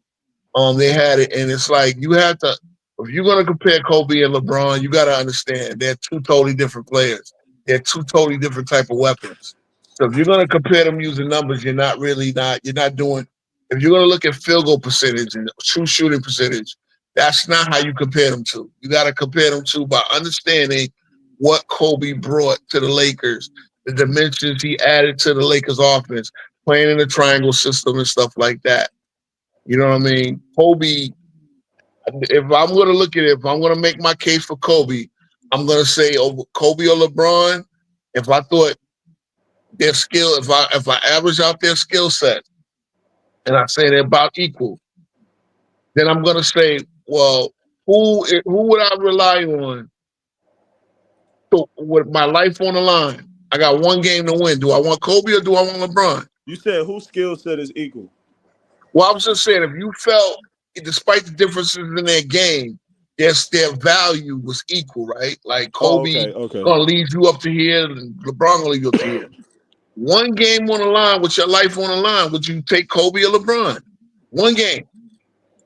That's always my one thing, and I've seen enough evidence.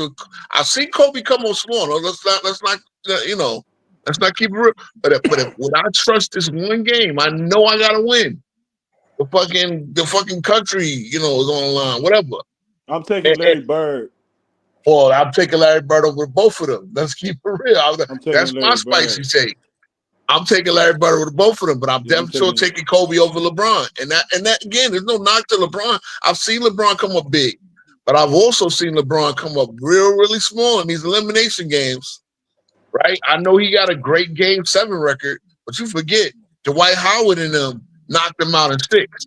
You forget the Celtics and them knocked him out in 6 twice.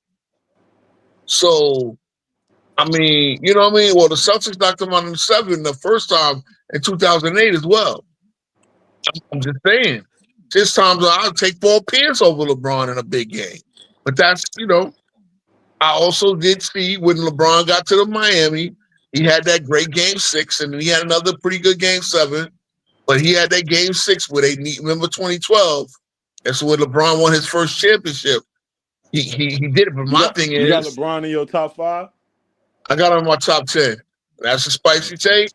Okay, let me ask you 2 more questions. Where you got Chris Sure. Paul ranked on the point guard list? Ooh, shit. I'm going to try to do this later on this summer before the season start. I'm going to do my process of doing the top 100 of the top 100. I haven't done my top 100. Like I know Bleacher Report did their top 100. You got CP3 top 5 point guard? I don't think he's top 5 point guard. All right. Okay. Good. I got one more question. Where you got Shaq at in your top 10? He's number 9, and he's a guy that should be in my top 5. If he wasn't freaking lazy, if he wasn't lazy, he could have been the GOAT or at least top 3. He underachieved, bro. Facts. So we see eye to eye on a lot, bro. You know what I'm saying? Hell yeah. That's my new measurement in 2025. I'm asking niggas where they got Chris Paul and Shaq at. That's the measuring stick, Chris Paul. Here's my thing about Chris Paul. Chris Paul, I always feel was a little bit overrated, but I understand how terrific he is. I really do. Like there were people. I was arguing with people about Chris Paul and Isaiah Thomas, and I'm like, bro, you don't understand. Isaiah Thomas would have ran Chris Paul in circles. I'm not arguing with nobody. I'm done talking about Isaiah and Chris Paul. I'm done with that shit. and it's my thing. It's just, you know what? Isaiah brought everything that Chris Paul did, but Isaiah got that I could go get 30 in a quarter 25 He in a did it. quarter. He did it. He did it in the finals. He got the He most did it steals with in a the bad finals ankle. series. He 26 did it with a straight bad points. Come ankle, on, bro. bruh. There's levels. His levels, bro. He had the most steals in the final series. He broke the record. Now, Chris Paul again, terrific player. Is like Chris Paul when it comes to his assist to turnover ratio, right? He doesn't turn the ball over. But there's just a level that Chris Paul does not get up to, and there's a problem too with Chris Paul. I think he's a good leader, but I think there's something about Chris Paul in that locker room that just like he's a little bit of a grouch. I They don't. said he like a teacher's pet, man. Yeah, he's like a teacher's pet. Remember when he left the Clippers? A lot of when he came back, a lot of his former teammates were disrespect that they didn't like him. So there's a disconnect where Chris Paul was not one of the guys where he felt he was above the team, and it really didn't like he's not good enough. He's not good. He wasn't good enough to be the like. I'll tell you this: him and Blake Griffin played all them years. And I understand Blake Griffin had limitations in his game, but him and Blake Griffin had like no relationship. And look, Jordan and Pippen weren't the greatest of friends, but they had enough of that on the court mutual respect to cook together. I think Paul and Blake Griffin had nothing. And really, they should have been the new Stockton and Malone. Yeah. At least on the court. And they really wasn't. They were just levels below. And that kind of held the Clippers back. Like, this is why they never did it. They never got out of the second round, I believe. Chris Paul played. I got another question for you. Where you got? Yeah. So who who your top 5 centers? I asked you that. Who your top 5 centers? Top 5 centers. Of course, I got the OGs. My OGs are the 3: Kareem, Wilt, and Russell. So I actually got Wilt first, second Russell, third Kareem. Then my 4th would be Shaq, and then 5 is Hakeem. Oh I got Hakeem. my God! Come on, man. So I do get because the thing, Shaq is in my top 10. He's in my top 10. But Hakeem, see one thing I can't deny about Shaq is he dominated the league from 2000 to 2002.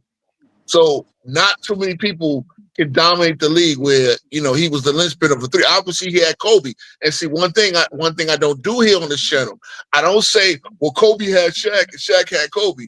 No, Kobe had Shaq, Shaq had Kobe, and together they dominated the league for 3 years. What about this though? Shaq won with Kobe and Wade, and Hakeem won with Kenny Smith and Mario Elie. That got to count for something. That is true. And again, he took them head to head.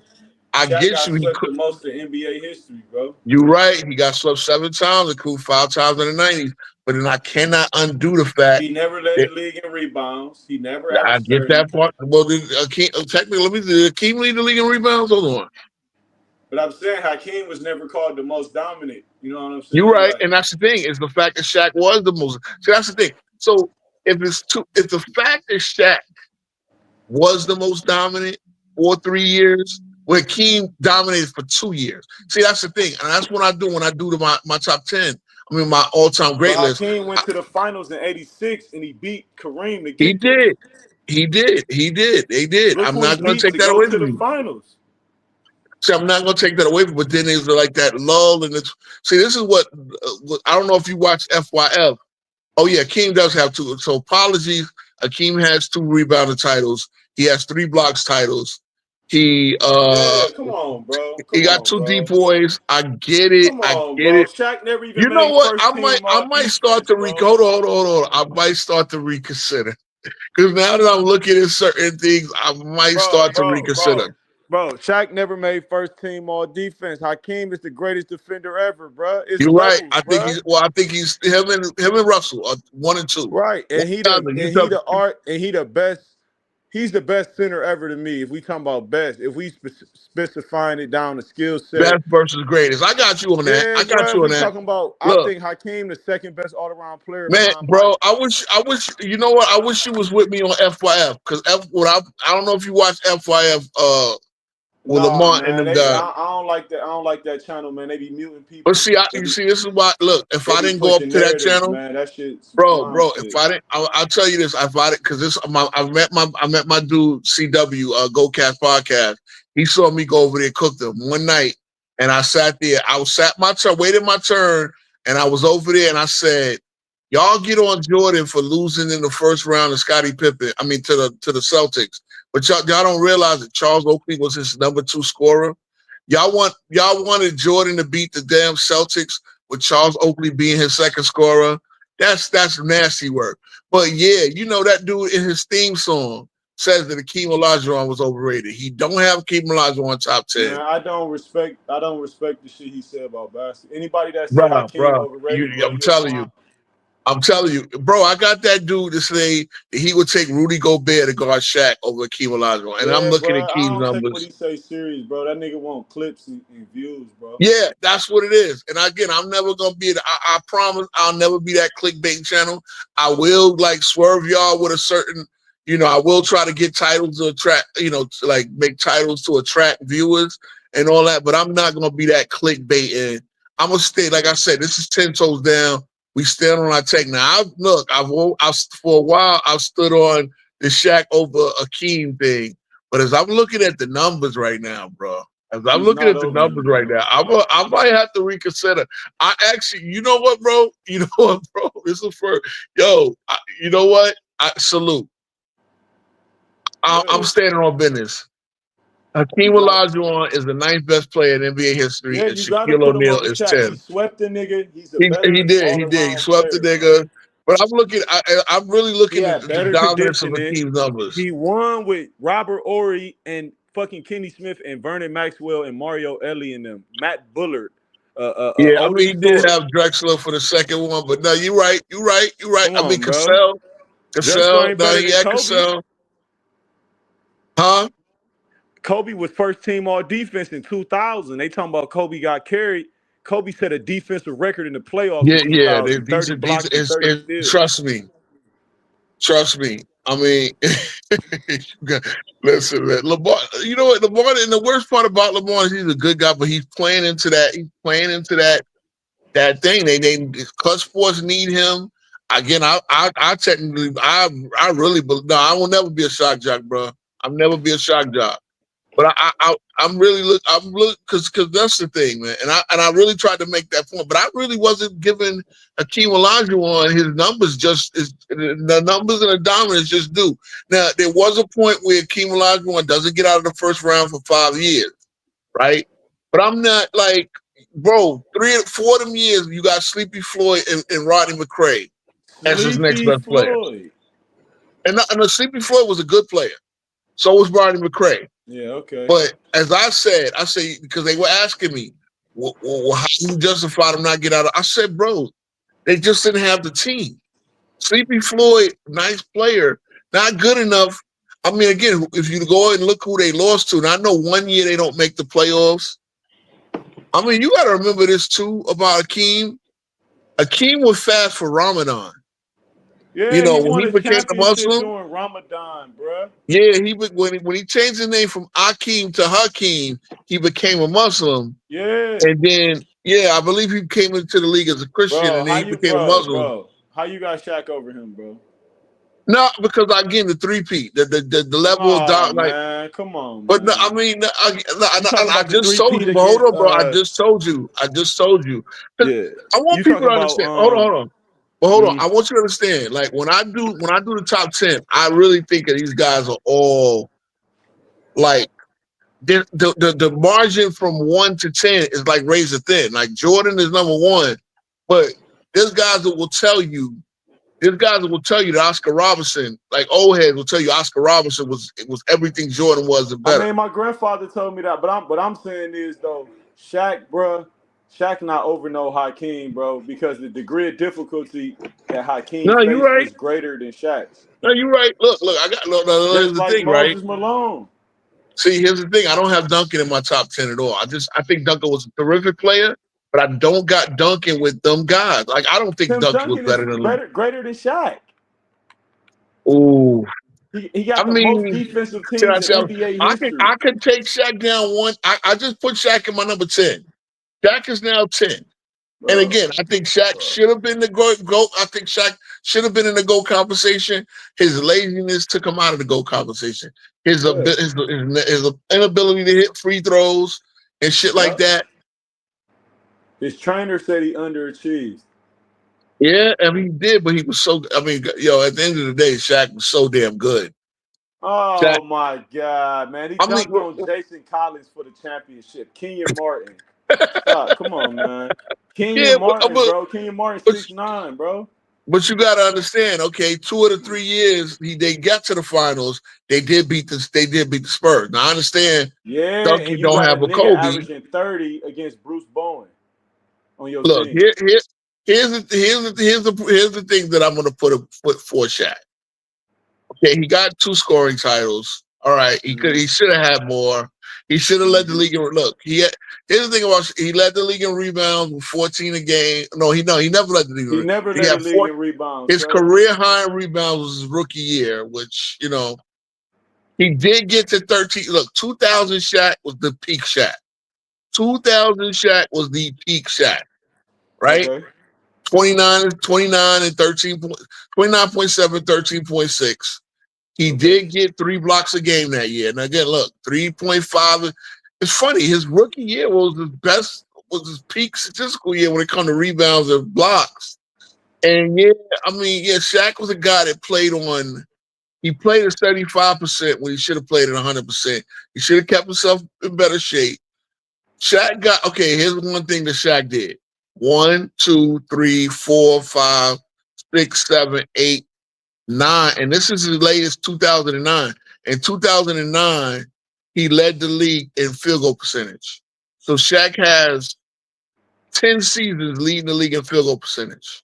That is pretty significant. Now, obviously, we know he'll never been a good free throw shooter.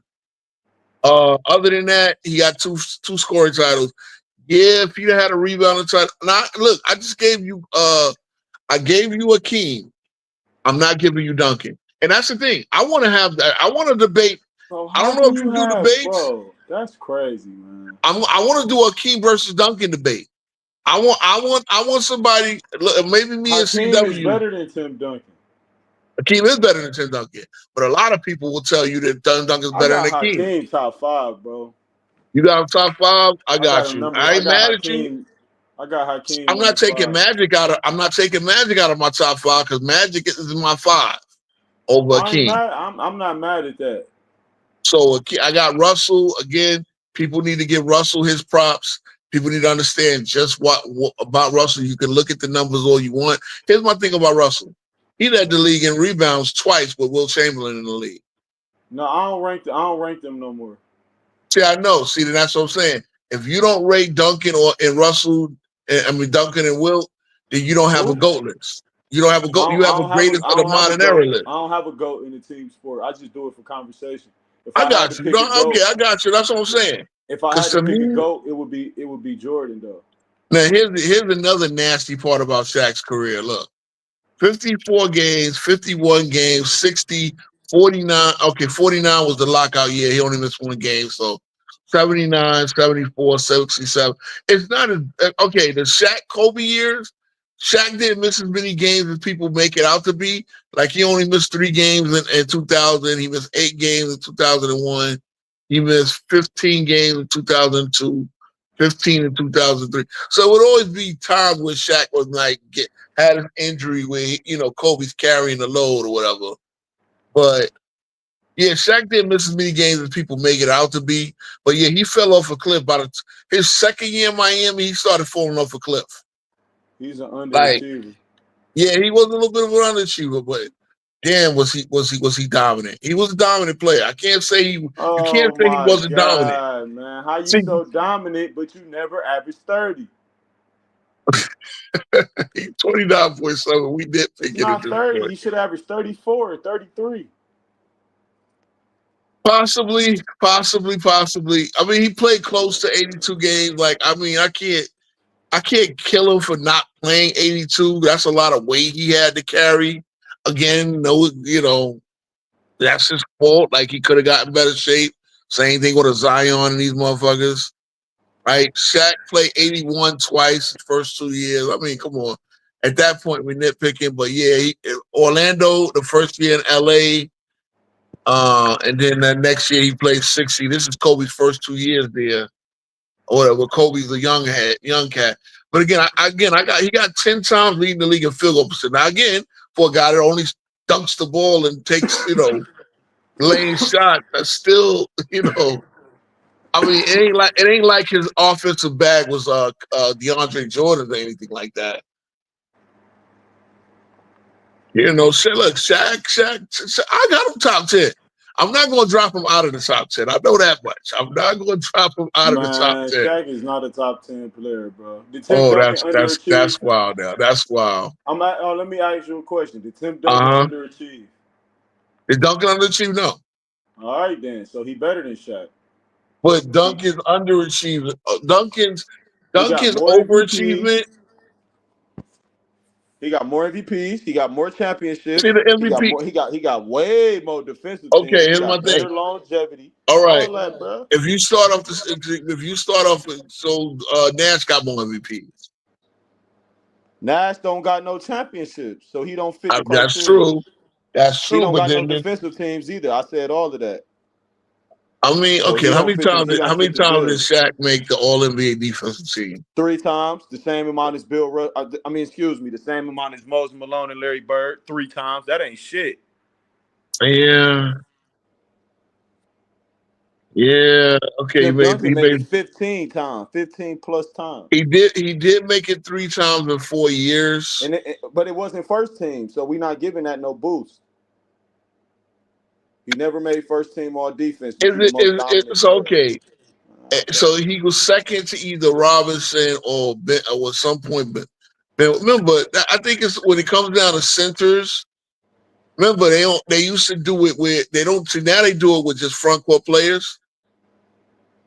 And I think like if you did it retroactively, he probably wouldn't have made it anyway. I'll be right there. He probably wouldn't have made it anyway. But centers, remember, they only had 2 teams and only 2 spots for a center. So you got to be like Mutombo. Bro. It's still only 2 teams, bro. Yeah, I know, but now, hold on. But what they do now, they could. What I'm saying, the way they do it now, they could put 2 centers on the first team. I don't care about that though. But you should know that shouldn't matter because this is what Patrick Ewing. Hold on. This is why Patrick Ewing only has 2 All-NBA. I think he has a better defender than Shaq, sir. Yes, you're right. You're right. He is. But then that's what I'm saying. If you're going to hold it against Shaq, then you got to hold it against Ewing, and I think it's not fair. Ewing was never called the most dominant player, so I'm not holding it against Ewing, bro. Everybody gets different expectations. No, and that's what. But this is what I'm saying. Hold on, because if I ever had an Ewing versus Duncan debate, and let me tell you something, player for player, peak for peak, I think Ewing was a way better player than Tim Duncan. Peak for peak. It's not about peak though. No, I get it, but I'm just gonna pick. But I could then say. I can make a claim. Hold on. Patrick Ewing shot 30% in the playoffs, bro. He shot 37% in the finals. He shot 37% in the finals. He never shot 30% in the. When did Ewing get swept? He got swept. How many games he win against? How many games he win? 5. How many games he win? What are you talking about? The last time Ewing got swept was in 1991 against the Bulls in the first round. How many games did Duncan beat Ewing in? Shout out. Ewing just turned 63. So shout out to the big fella because we doing the 90s legacies. Ewing is 63-year-old today. So happy birthday. The big fella, the big yachty from Jamaica, Kingston. Shout out to my top 10. He a top 10 center for sure. I'll take him over Embiid. Okay. Yeah. Ewing but Ewing you were saying about Ewing getting swept. Ewing, the last time Ewing got swept was 1991.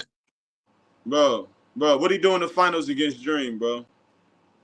Okay, he averaged 14 rebounds, 5 blocks a game. Yes, he struggled against Dream. I will, but you mean to tell me you're going to put his whole career down? And I understand those are the biggest games of his career that he played. I get it, but Dream was cooking everybody, And yeah, it was a hard fought long. I mean, remember, Ewan just went through wars with Chicago. He went through a war with You Indiana. talking about the war he went through with Bill Cartwright? It wasn't Bill, it was Longley. See what I'm saying? Then you're not being Longley. fair. Bill Cartwright wasn't a That's bull even no more. worse. That's even Okay, worse. and then he went through. Did he beat Alonzo Mourning in the first round that year? Yeah, that was a better. Yeah, that's a But good I'm match. saying, but no, what I'm saying is Ewan had a lot of mileage and a lot of injuries. So yeah, his knees was barking. You know what's crazy? The guy that called him before you said that he remember that watching that. Honestly, bro, that when the OJ shit had hit, I'll be honest, because Jordan wasn't there, I felt that everybody was gonna say, "Oh, y'all only won a championship because Jordan wasn't there." So I wasn't even that invested. But yeah, man, happy birthday to the big fella. While we talking of him, today is his. I was looking up his numbers and I realized he's exactly 63 today. August 5th is his birthday. So happy big birthday. We got 30 minutes left here on the East Coast at least. But happy birthday to the greatest Knick of all time. As you see, I'm a Knick fan. The big fella Patrick Ewing. Hold But on, yeah, he said Shaq three-peated with Robert Horry. Robert Horry won 3 with the Lakers. Yeah, he did. So he won 2 with the Rockets, 3 with the Lakers, 2 more with the Spurs. So that's where his 7 rings come from. Which everybody glazes to be damn because he's just round up in the right. You know, I mean, again, Ori was the third scorer on one of those teams. So you know, he was the third leading I don't know scorer why I on the thought he won 95 2 Rockets. with I don't know why I thought he won 2 with the Lakers for some reason. He did win 3 then. Yeah, so it was 3. It was 3-2, 3-2. So he wound up back in when Texas was San Antonio. Well, yeah, man. You know what? Look, That nigga Robert Horry said Hakeem Olajuwon is 10 times better player than Tim Duncan.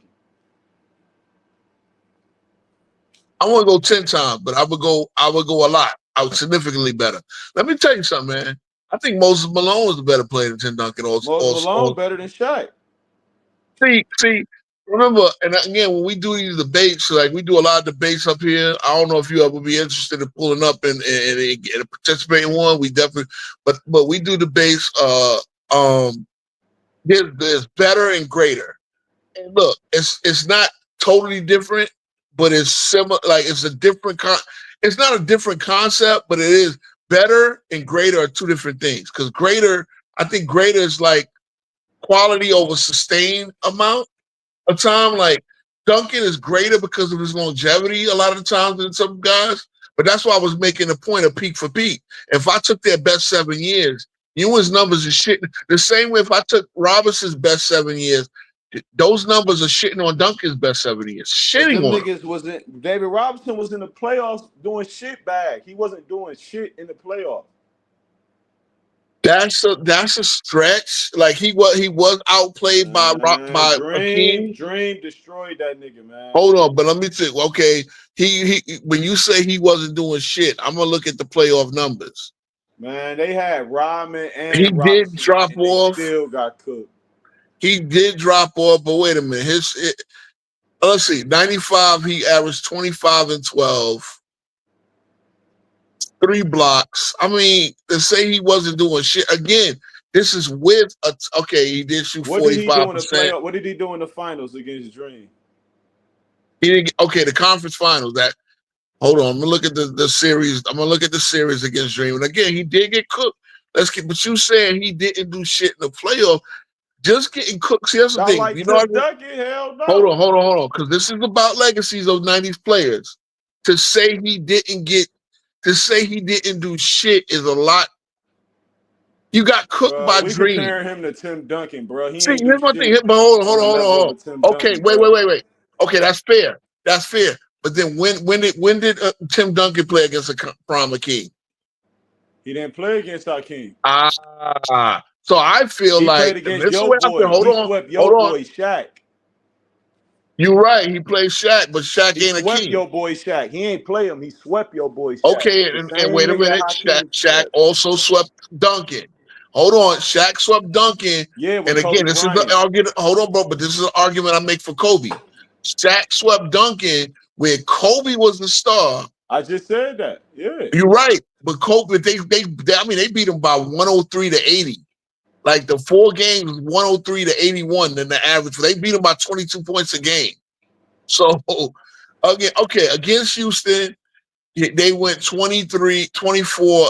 He went 24 and 11. He got severely outplayed. There's no doubt about that, right?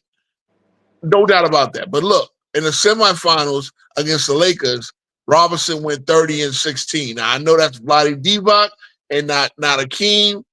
Against in the first round they played Mutombo in the Nuggets. He only had 19 and 7, but they swept him in 3. Who cares, right? But the series before he went 30 and 16. So to say that Robinson never did nothing in the playoffs is a little unfair. His first playoff series they played against Denver. This is before life Hakeem. ain't fair, man. But that's what I'm saying. I mean, come on, man. Like we go the Heat against Phoenix, he went 30 and 12. Look, even with Duncan, I mean, even with Robinson there, it was one. Okay, Lead to 2000. wins though, bro? Did it lead to winning? I mean, then what? Okay, then you take the championships away from them that Robinson was there for. You take 99 away from them. If we do that, he won without the nigga. See, So, that's what again. hey. See, no. Look, you come on 10 Toes Down podcast. One thing the theme that I said, you can't do the without. Because here's my thing. Duncan does not win in 99 without Robinson. The same way Robinson doesn't win without Duncan. If you want to take the rings away that he won with him, he still won without him, is what I'm saying. Yeah, but so I'm saying I hate the without conversation. This is weird. See, remember, what does the title say? But he had Pippen.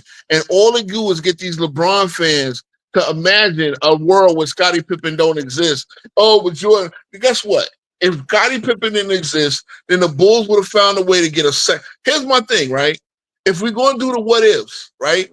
If we're going to do the what ifs. David Robinson was at the back end of his career. It's not. See, you just want to stick. You're sticking on again, but he still was important. Hold on. He still was the first. He was still an All NBA defensive player. He still was a guy that was top 10 in MVP voting. See what I'm saying? I know he was at the back of his career, but he still was a vital piece. See, my point is, bro, when you do that, I never said he wasn't, though. When did I say he wasn't? Okay, but that's what I'm saying. Well, my point is when you start having a without, well, what if he didn't have him? What if he didn't have him? I didn't say that. I know you didn't. But my point is the fact of the matter is he was there. Now again, Duncan obviously goes, look, the fact that David Robinson fell off because of the back injury is why David Robinson is not in the top 10 of a lot of people's list, and Duncan is, right? Duncan's in the top 10 of a lot of people's list. I got him outside of the top 10. Why? Because you can't have everybody in the top 10. Again, I put the 2 OGs in there. I'm sure you put Kareem in your top 10, right? Yeah, he played in the 80s. You're right. Okay, so you don't put the OGs in there, despite the fact that the OGs, if it wasn't for the OGs, we might not even have an NBA. I don't rank them no more. It's a totally different game. No 3-line, 9 teams. They only letting 20% of black players play. They only letting 2 Nah, that's not true. See, no, that ain't not being fair. My grandfather was Will Chamberlain's teammate, bro. I know what I'm talking about, bro. It was an unwritten rule. But you also talking about the 50s. It was an unwritten rule that they wasn't about to let a certain amount of black players. Okay, that was an unwritten rule for certain. The Boston Celtics had all of the black players, bruh, and it was 9 teams in the league. They had to win one. And the worst part about it is the Celtics were the most racist. But hold on, the Celtics were the most racist. But the Celtics were one of the most racist markets in the league. They had to win one round to get to the championship. They had a bye. So what? Okay. Round. That's not the same basketball. Do you watch baseball? Hold on. Do you watch baseball? You follow baseball? Yeah, and niggas don't rank Ty Cobb with Roger Clemens in them niggas. Okay, bro. but Ty Cobb goes in 1902.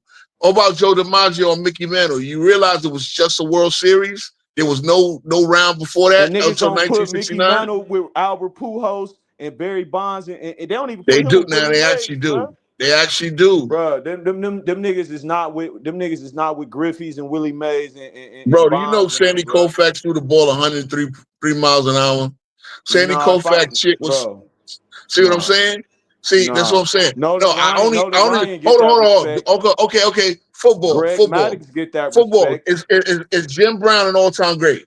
Yeah, Jim Brown get that respect, but So Otto what? So Graham wait, don't. this is my, okay. So when we was cooking, Otto Graham, hold on, bro. Otto go Graham ahead. played for my team. Otto Graham got 7 chips. Ain't nobody about to say he fucking with Tom Brady, bro.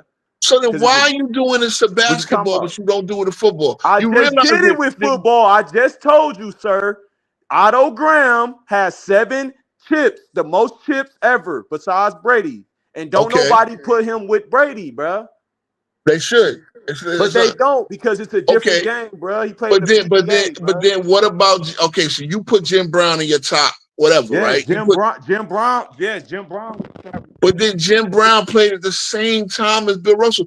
Bill Russell, Hakeem, He Kareem didn't play the same Abdul-Jabbar, sport. and Bill Muhammad Russell. Ali. Hold on. Jim Brown was playing without a damn face mask. That shit was wild, bro. What are you talking about? Okay. He was getting punched in the face running the ball. Wait a minute. Will and Bill were playing in chucks. They were playing in racist ass arenas with a bunch of white boys in the stands that hated the fact that they were making $100,000 a year.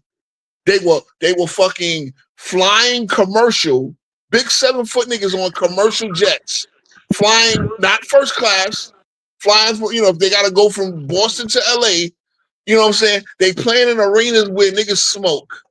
Like, imagine playing basketball with motherfuckers smoking the stand. They playing in Chuck Taylor's, and the court is the same length. And they playing all 82 games.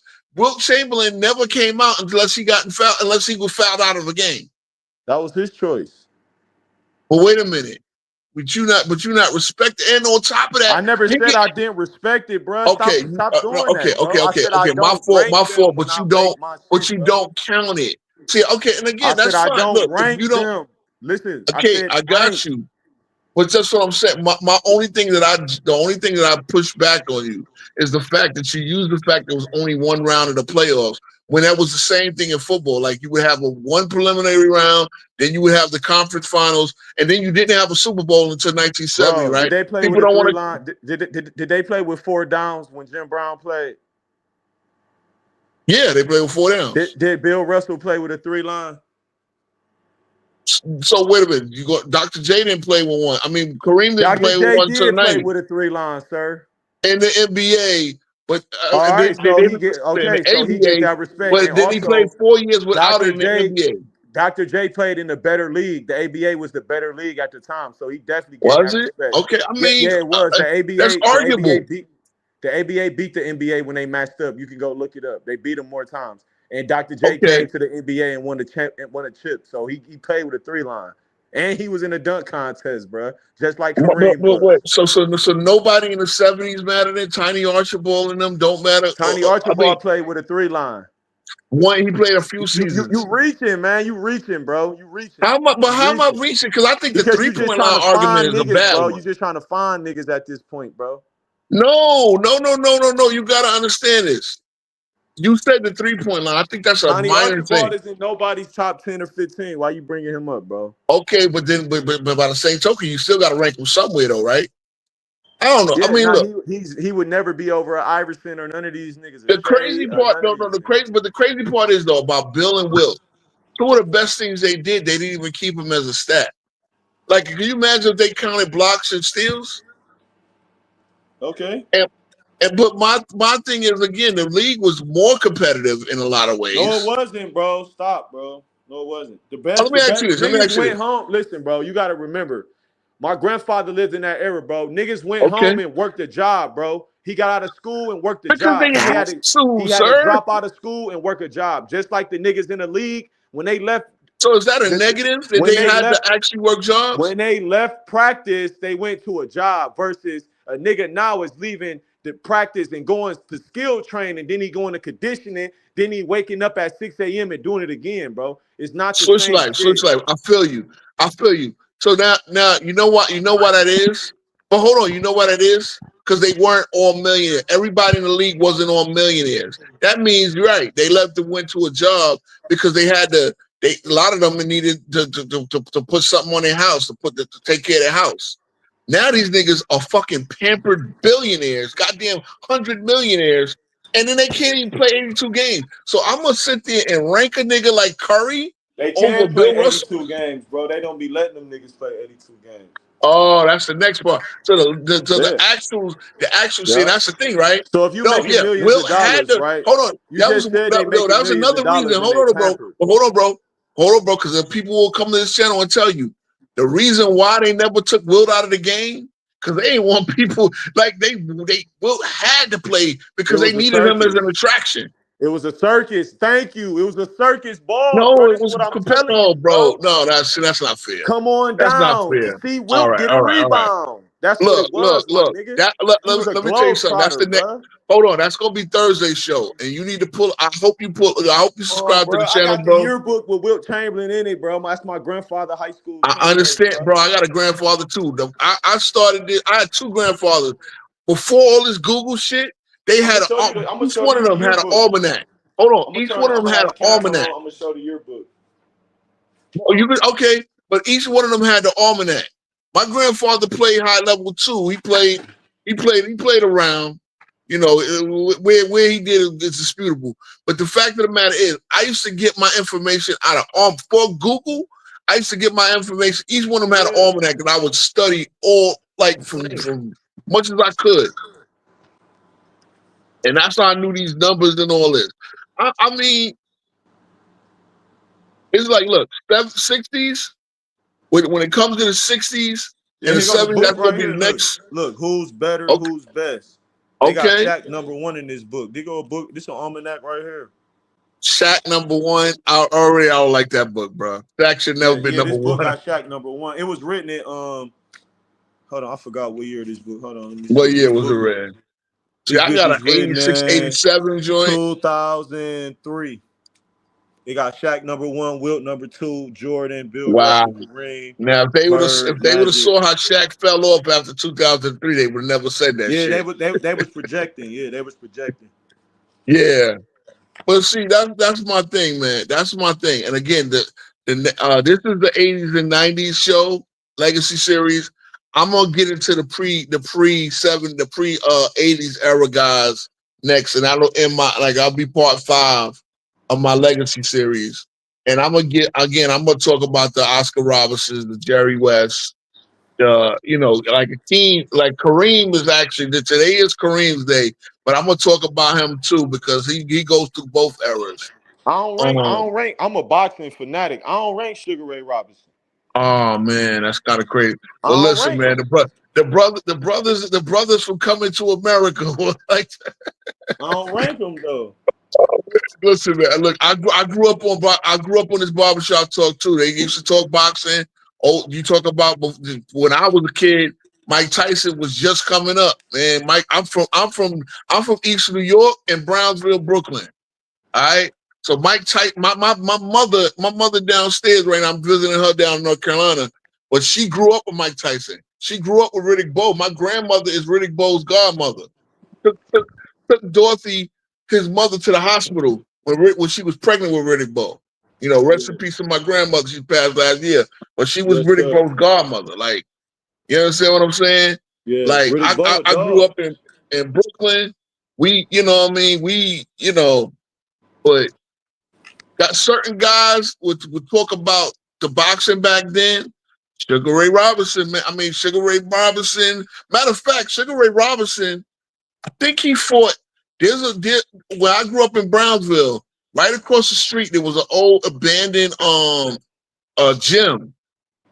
Sugar Ray Robinson, I think, had about 3 or 4 of his heavyweight championship fights in that abandoned fucking gym across the street from my house in I bet Browns. It's he all did. Eastern, with Eastern Parkway, Miss St. John's. I didn't even realize it until I fucking looked at Wikipedia. Yo, I grew up right there, and it's still sitting there. They ain't tear it down, they ain't renovated or nothing. It's still sitting there. They literally have 4 heavyweight championship fights in that goddamn abandoned arena. Still there. Still sitting there. It's crazy, man. But bro, that's yeah, man. So I ran into Tyson a few times. I never met Riddick Bowe, and my cousin did. I never met Riddick, and then you know the crazy part about I went in the Marines in '97. Riddick Bowe went to Paris Island in '96, and they was fucking with him so bad he had to ask him to go home. So I could sit there and say I fucking went through Marine Corps boot camp, but Riddick Bowe couldn't Man, handle I it. The had a fucking nigga tell heavyweight me champion of the Lennox world. Lewis was top 5 all time last week. Was Lennox Lewis top 5 all time? I mean, that's arguable. From the heavyweights, No, that nigga said all time. That nigga all said time, all time. all time, all fighters, all classes. Yeah, that nigga Nah, that's crazy. wild. Nah. Lennox Lewis beat a wash Mike Tyson, and he beat Holyfield. He never fought Roe, and both should have won in the Olympics. He Riddick beat Bowe should have Hakeem beat his Rocky ass after in the Hakeem Olympics. Rocky. They screwed him. Okay. Your Hey, top shout 5 out to boxers of Cottage, all man. time. Shout out to Cottage. Who Autism your, boy. Shout out to Cottage. who your Thanks for top pulling 5 up to the boxers?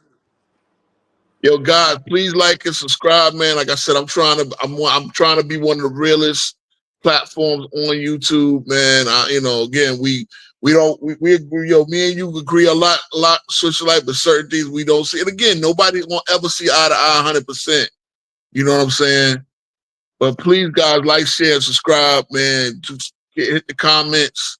You know what I mean? Again, I'm really this is an important show because I said the Scottie Pippen thing, man. Y'all got like the way I feel like the way they look at Scottie Pippen and the Bulls and their success is now they don't know how to look at teams, man. Everybody be like, oh, you will take him off the team. Well, no, you can't do that. At the end of the day, there's no hypotheticals. Guys played on the teams they played on, and we judged them by what they did, not what they would have done if the call. Look, I saw what happened in 2002. The Kings got screwed. The Kings got screwed, but the fact of the matter is that championship is in the book for the Lakers. You understand? And now we all know. I have my theory. They did not want to see Sacramento in the finals with the Nets. Just like they ain't want to see the Bucks in the finals, bro. They cheated they put AI at the line all game, bro. Go watch the film when the Yeah, Bucks I remember. I do remember that. They did want to see AI versus Kobe. That's true. Yeah, they ain't want to try and see no But, Tim Thomas and Glenn and Sam Cassell in the but finals. you know the crazy part is, and I know because the NBA is a money league, is an entertainment league. That's the problem. I will say you this because I'm gonna get to 1980 and before. The league was not an entertainment league. And if you want to say anything, the league once they realized what Magic and Larry and then Michael would do for the league entertainment wise, they started pushing them a little bit. I ain't gonna front. Back then, but before the 1980, it was really the best team. They didn't think of it as an entertainment league, and that was probably the issue. Why by the time you got the 70s, you got the games on tape delay and shit. But once they realized the entertainment value that, mind you, let me not just act like Bird and Magic and them were fake. Like, it's not the WWE type of shit, right? You see, if you watch wrestling, you know they put the most entertaining wrestler. Obviously, the guy that will kick everybody's ass is rarely going to be the champion. It's the guy that has the most entertaining character. The guy that can fuck everybody up in a fight is usually not the champion. But so at the end of the day, with basketball, they started realizing, okay, if we push the biggest star in this team, we're gonna make more money. And I think the game changed a lot. But that's not to say that Jordan, Magic, Bird, and all them wasn't the real deal. Of course they was, but you still did get a little bit of manipulation. So that's one thing I will stand on because I've seen it. I mean, at the end of the day, you still have to have the best team, bro. You still got to have the best team. And so many of us that we're looking at these teams, but, well, what if they didn't have his so-and-so in? Like, nobody thought of it like that. Look, my deal is, right, playing hoops. My 5 versus your 5. You might have the 3 best scorers on the court. But I think if I put the right 5, I could beat your 5. Period. It ain't about having the best scorers though. You know what I'm saying? Basketball is more than because you can have the 3 best scorers. It's only one basketball. All 3 of y'all can't score. If I put a better team together, I could beat you with the 3 best scorers. And that's the way people got to look at basketball now. Now we look at all these super teams and shit and thinking, oh, you put Kevin Durant, Bradley Beal, and Booker on a team, that shit automatic. No, there's a reason why the team may make the playoffs this year. Because it's one basketball. And they don't got no point guard. They ain't really got no center. They ain't really have no bench. And what happened? They struggled. They struggled last year. They barely made the matter of fact, they made the playoff, but they got knocked out in the first round in a sweep. That's the problem. They start making these teams for fucking, just put the 3 best scorers on a team and you think you're gonna win. No. Teams are you gotta have every element of a team. So that's one thing I love to talk about over here too, man.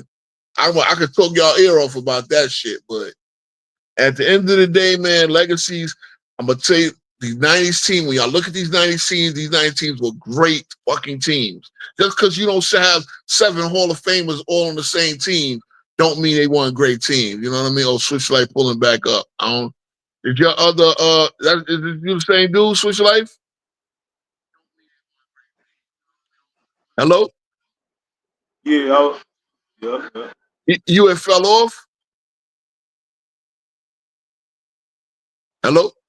Yeah, I'm on my laptop now. Yeah. Oh, okay. So you came on a different.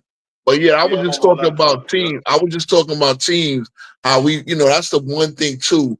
We look at these 90 teams because they wasn't stacked with 7 Hall of Famers on the same team. We think these are inferior teams, and that's bullshit. That's bullshit. You don't have to have 7 Hall of Famers on the same team if it be great teams. I think Portland in '92. Shout out to guys like Cliff Robinson. Cliff Robinson was a hell of a scorer coming off the bench for Portland. They don't realize, the Nuggets have some greats. I mean, my God, it's crazy, bro. But I really, I'm about to wrap it up in a little bit before we hit midnight. I really appreciate you for pulling up, man. No doubt. No doubt. I really hope you come back. I'm gonna talk about these old heads. I'm gonna talk about the pre-80s and the legacies that they got. Again, a lot of people don't put them, and I get it. I respect you. If you don't know, if you could say it was a different league and this, that, and the third.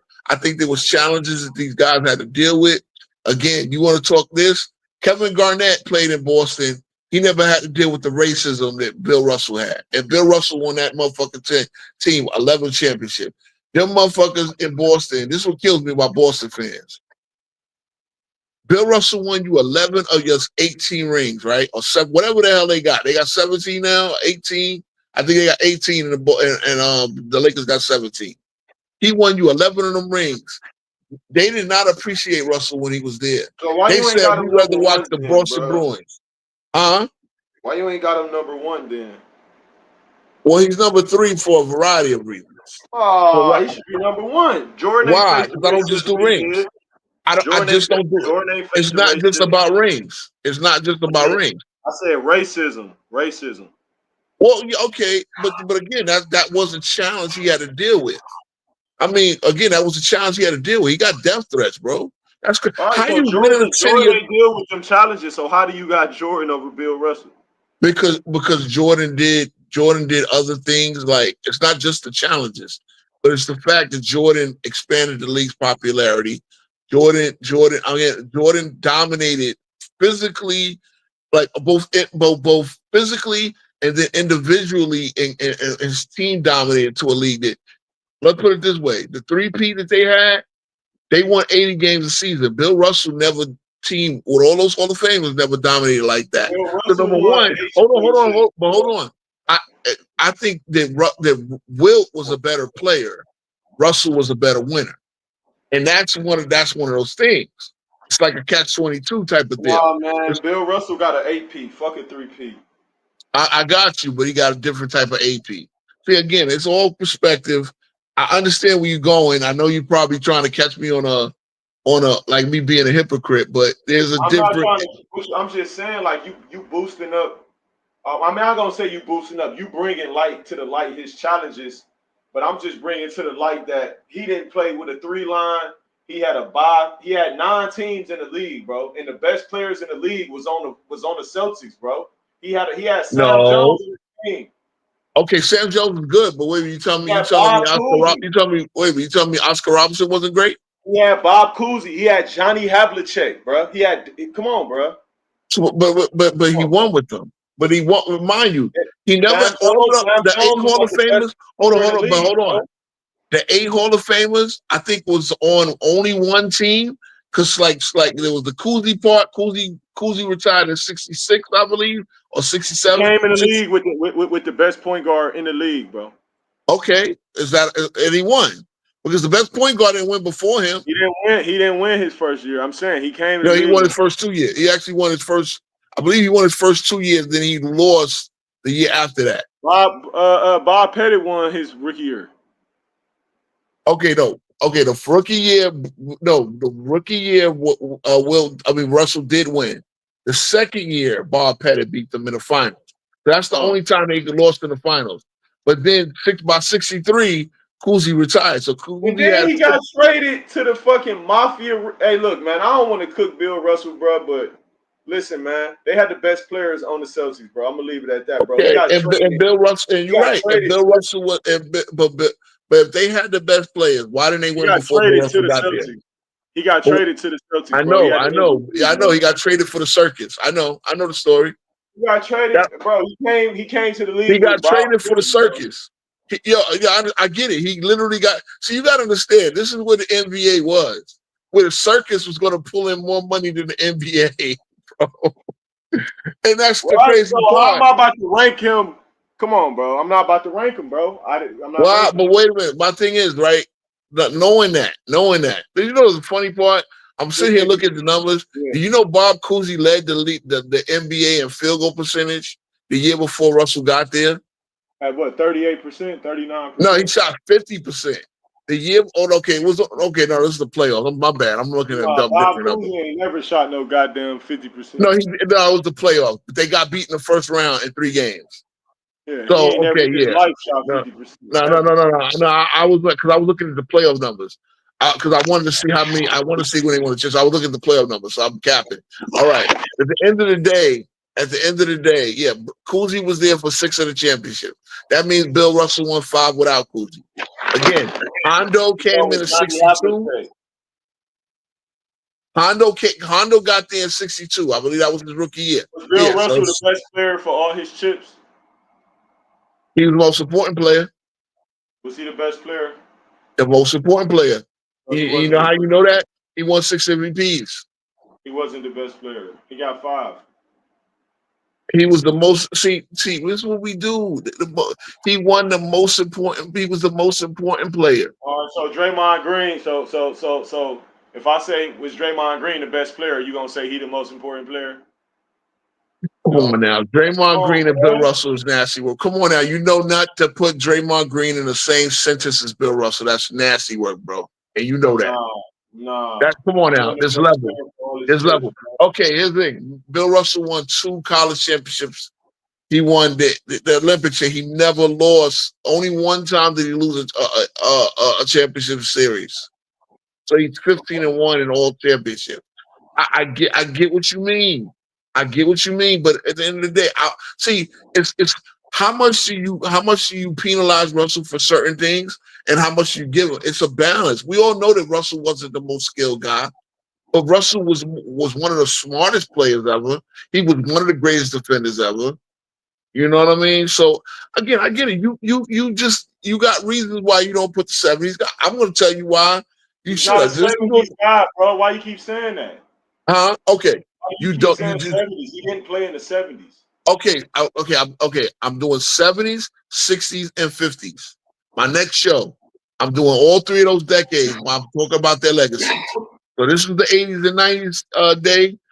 If you go back, I did the 2000s, like 2000s, and then I did the current era players. So I did the 2000s, 2010s, and before that, I did 2 shows on the current era player.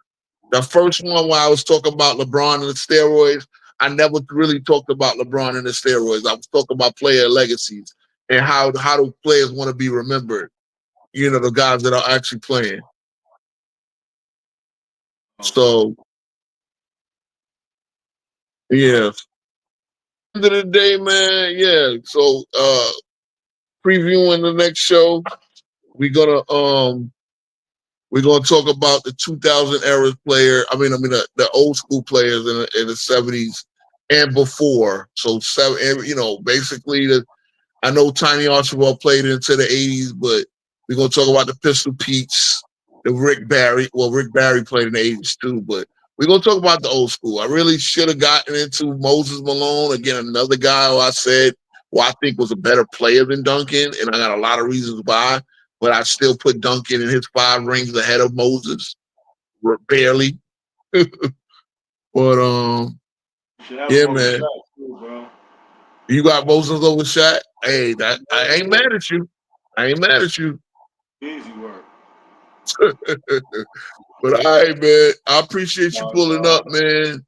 We finna end the stream now. I got it at 2 hours, 20 minutes, man. I could have. My last stream was 5 hours, bro. I was yelling at this cat that used to be on Go James Kingdom, Travis. I was yelling at him for 4 hours about fucking the way he rakes. It's funny because I should have been talking about Magic more this show, but I was talking about Magic and Bird on him the last show. But yeah, man.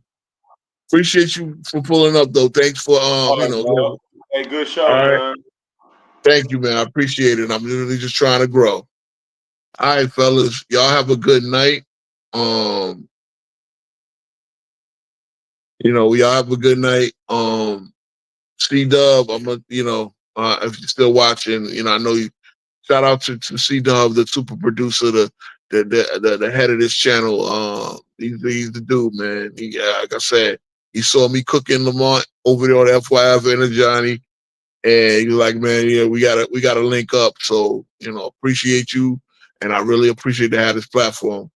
Have a good one, guys.